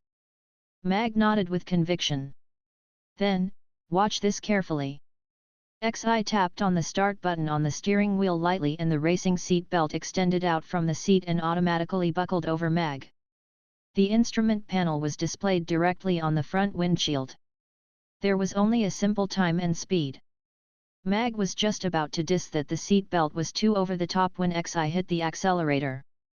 That strong pushback pressed the unprepared Mag into his seat right away. His entire person sank into the soft seat. In that instant, Mag saw the speed on the instrument panel skyrocketed from 0 to 1000 km/h in about 2 seconds. The pitch-dark world raced backwards crazily. Mag could only see the bright moon in the sky and the speed on the instrument panel that maintained at 1000 km/h and above. Yes. This thing was much faster than a bullet train. This was the car that a man should drive. Mag was beginning to get excited. Xi thought that this would make Mag back off, but she met his glowing eyes when she turned to look at him. There was no intention of backing off at all. He looked completely exhilarated. Mag hurried her. "Carry on. Turn, drift, spin." Driving in a straight line was too boring. It was a complete waste of the performance of this car. "Are you teaching me how to drive?" Xi looked at him. "We are going to hit the mountains if you keep looking at me." Mag pointed to the front. Xi's gaze returned to the front and her expression changed a little. A black mountain had suddenly appeared in front and the cracks on the black cliffs could already be seen clearly under the light. Just as Mag was thinking about whether he should jump out of the car, Xi did a series of operations that shocked him. She pulled the steering wheel upwards and the car went up as well. She forcefully pulled the wheel until the car was parallel to the cliff. The thrusters under the car suddenly burst into action and quickly acted against the forward-moving force. Finally, the flying car flew upwards, sticking very close to the cliff. The closest part was only about 10 centimeters away from the cliff. After going over the mountain, the moon reappeared in his vision again. Xi heaved a breath of relief and smiled. Her operation was still steady and awesome. "So, driving is actually so exciting," Mag said faintly. The smile froze on Xi's lips. "Then," she said properly, "it's easy to have an accident when we drive by hand, especially when we are distracted in the driving process. This is your first lesson. You must always remember that safety always comes first." "I got it. I got it." Mag nodded, trying very hard not to laugh out loud. "Do you still want to learn it?" Xi asked seriously. "Yes, coach. I want to learn it." Mag nodded with conviction. Chapter 2425 Don't you need a helmet when you learn how to drive? Isn't there even basic trust between two people? Mag said as he looked at Xi, who was wearing her helmet. "Safety first," Xi replied calmly. "In that case, Do you have an extra helmet? Mag asked. Xi turned her head and looked at him seriously through her helmet screen and considered if she wanted to get out of the car. Just kidding. Sit tight. I'm starting the car. Mag smiled. He pressed the start button on the steering wheel and stepped on the accelerator. The inertia from accelerating to over 1,000 km an hour within 2 seconds did not happen as he had expected. The flying car sped forward at 60 km per hour. Mag. What's wrong with the car? Mag asked. To ensure the safety of the learner, the car's speed is capped at 60 km per hour under the tutorial mode, Xi replied calmly. This tutorial car is so boring. Mag dissed. He thought he was really going to start practicing. After all, it was his first time driving a flying car. It was very novel, and compared to a regular car, there were more possibilities for maneuvering the flying car, which was suspended more than 100 meters above the ground. After familiarizing himself with the car and mastering how to turn, ascend, and descend, Mag started driving the flying car at 60 km per hour around the Magic Beast mountain range, and he had fun chasing the magic beasts around. A man's happiness was just this simple. Xi had already taken off her helmet. She looked at Mag with a complex gaze, as though she was looking at a freak. This fellow had actually mastered the techniques of driving the flying car in less than an hour since he got into the car. When she first learned it, she got scolded by her coach for half a month before she got her driving license. 2 hours later, Mag stopped the car above a dense piece of forest. He turned to look at Xi and said, "Now can I remove the tutorial mode? Today's tutorial has ended. You can go back to learn the underground city language now," Xi said expressionlessly. "Can I drive this car away?" Mag tried to sound her out. "This is my personal car." Mag laughed embarrassedly. "That's true." Xi did not look like the kind of woman who would drive a cute pink car. This wild-looking kind of car fitted her more as a ruthless sniper. "I'm going to drop myself off at the city gate first, then." Mag started the car and drove towards Chaos City. The flying car stopped outside the city gates silently. Mag jumped off the car and smiled as he watched it disappear into the distance. He felt as though he had suddenly transmigrated into a world of steampunk from a world of magic casters. He was getting even more excited for the upcoming trip to the underground city.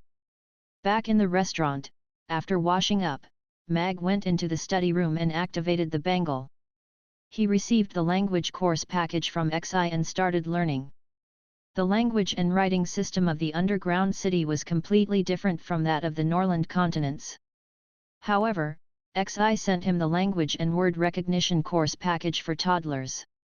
Other than the fact that the word recognition nursery rhymes were very addictive, the lessons were very easy to understand. After 2 hours, Mag closed the cartoon word recognition video and opened the window as he pondered over why, with his demigod memory, he had to learn words by watching nursery rhyme videos. "Can you send me some videos for adults?" Mag sent Xi a message through the bangle. Around 10 minutes later, Mag received a reply. "I don't watch those kinds of videos." Mag spent the entire night watching toddler word recognition videos and mastered the language and words of the underground city at the toddler level. Mag felt the need to explain the message he sent over last night when he went to Xi's place for the foreign language class today. At the same time, he wanted to ask Xi for the learning materials for adult language learners. It seems like he will adapt very quickly to life in the underground city. In his office, Ferdinand deleted Xi's report and continued reading the morning papers. When he saw the headline of "Case of Missing Congressman Tam," he paused for a while before tapping in to read the latest updates. The perpetrator has yet to be found. No one had yet to step forward to admit the planning of this incident. However, what can be said with certainty, was that Congressman Tam was still alive when he disappeared, and the matter. Ferdinand looked at the photograph in the report. It was a photograph of a tall and skinny middle-aged man. He was wearing rimless spectacles and was bent over as he stepped into his flying car. This was the last image of Congressman Tam before he went missing. Ferdinand was pretty fond of this citizen congressman. They had met unofficially on several occasions and had also shared many common beliefs, including limiting the plutocrat's special rights. Due to the negative incident that happened previously, Ferdinand had especially enforced Congressman Tam's security, but he still went missing on his way to a meeting. The abductor was very professional. There was no other valuable evidence left at the scene other than the bodyguards' corpses. This incident caused an uproar on the internet. Congressman Tam was a very popular congressman among the citizens and was very well loved. After he went missing, there had been many demonstrations happening in the different states. Abducting a congressman at Tuck City was a highly arrogant move. Ferdinand was very certain that this was related to the bill that Tam was about to suggest at the meeting. Before he set off, Tam sent Ferdinand a message saying that he was already ready to be assassinated after walking out of the meeting venue. However, no one expected that he would be abducted even before he reached the meeting. Congressman Tam better be all right. Otherwise. Ferdinand stared at the words McCarthy family that he had circled in red coldly. This was the 8th case of a missing person in the past year. Congressman Tam was not the first and he would not be the last. Mag brought Xi a helping of red braised pork when he went for the driving class at night. He would soon be allowed to drive once he satisfies his driving coach. As he watched Xi bury her head in her rice, Mag went over to her with a stool and said, "Don't misunderstand the message I sent you last night." Xi paused. She recalled the message Mag sent her late at night and felt embarrassed. However, she maintained her calm and aloof expression as she said, "I've said it before. I don't watch that kind of thing. I already said that it's not that kind of thing." Mag felt like he was getting even more misunderstood. This lass looked pretty normal, but what is in that brain of hers? What I mean is the learning videos for adults. You only sent me word recognition nursery rhymes. I'm about to explode from listening to those, Mag said as he looked at Xi sincerely. Xi froze and looked at Mag. She blushed. Gosh! The videos for adults he was referring to were actually proper learning videos.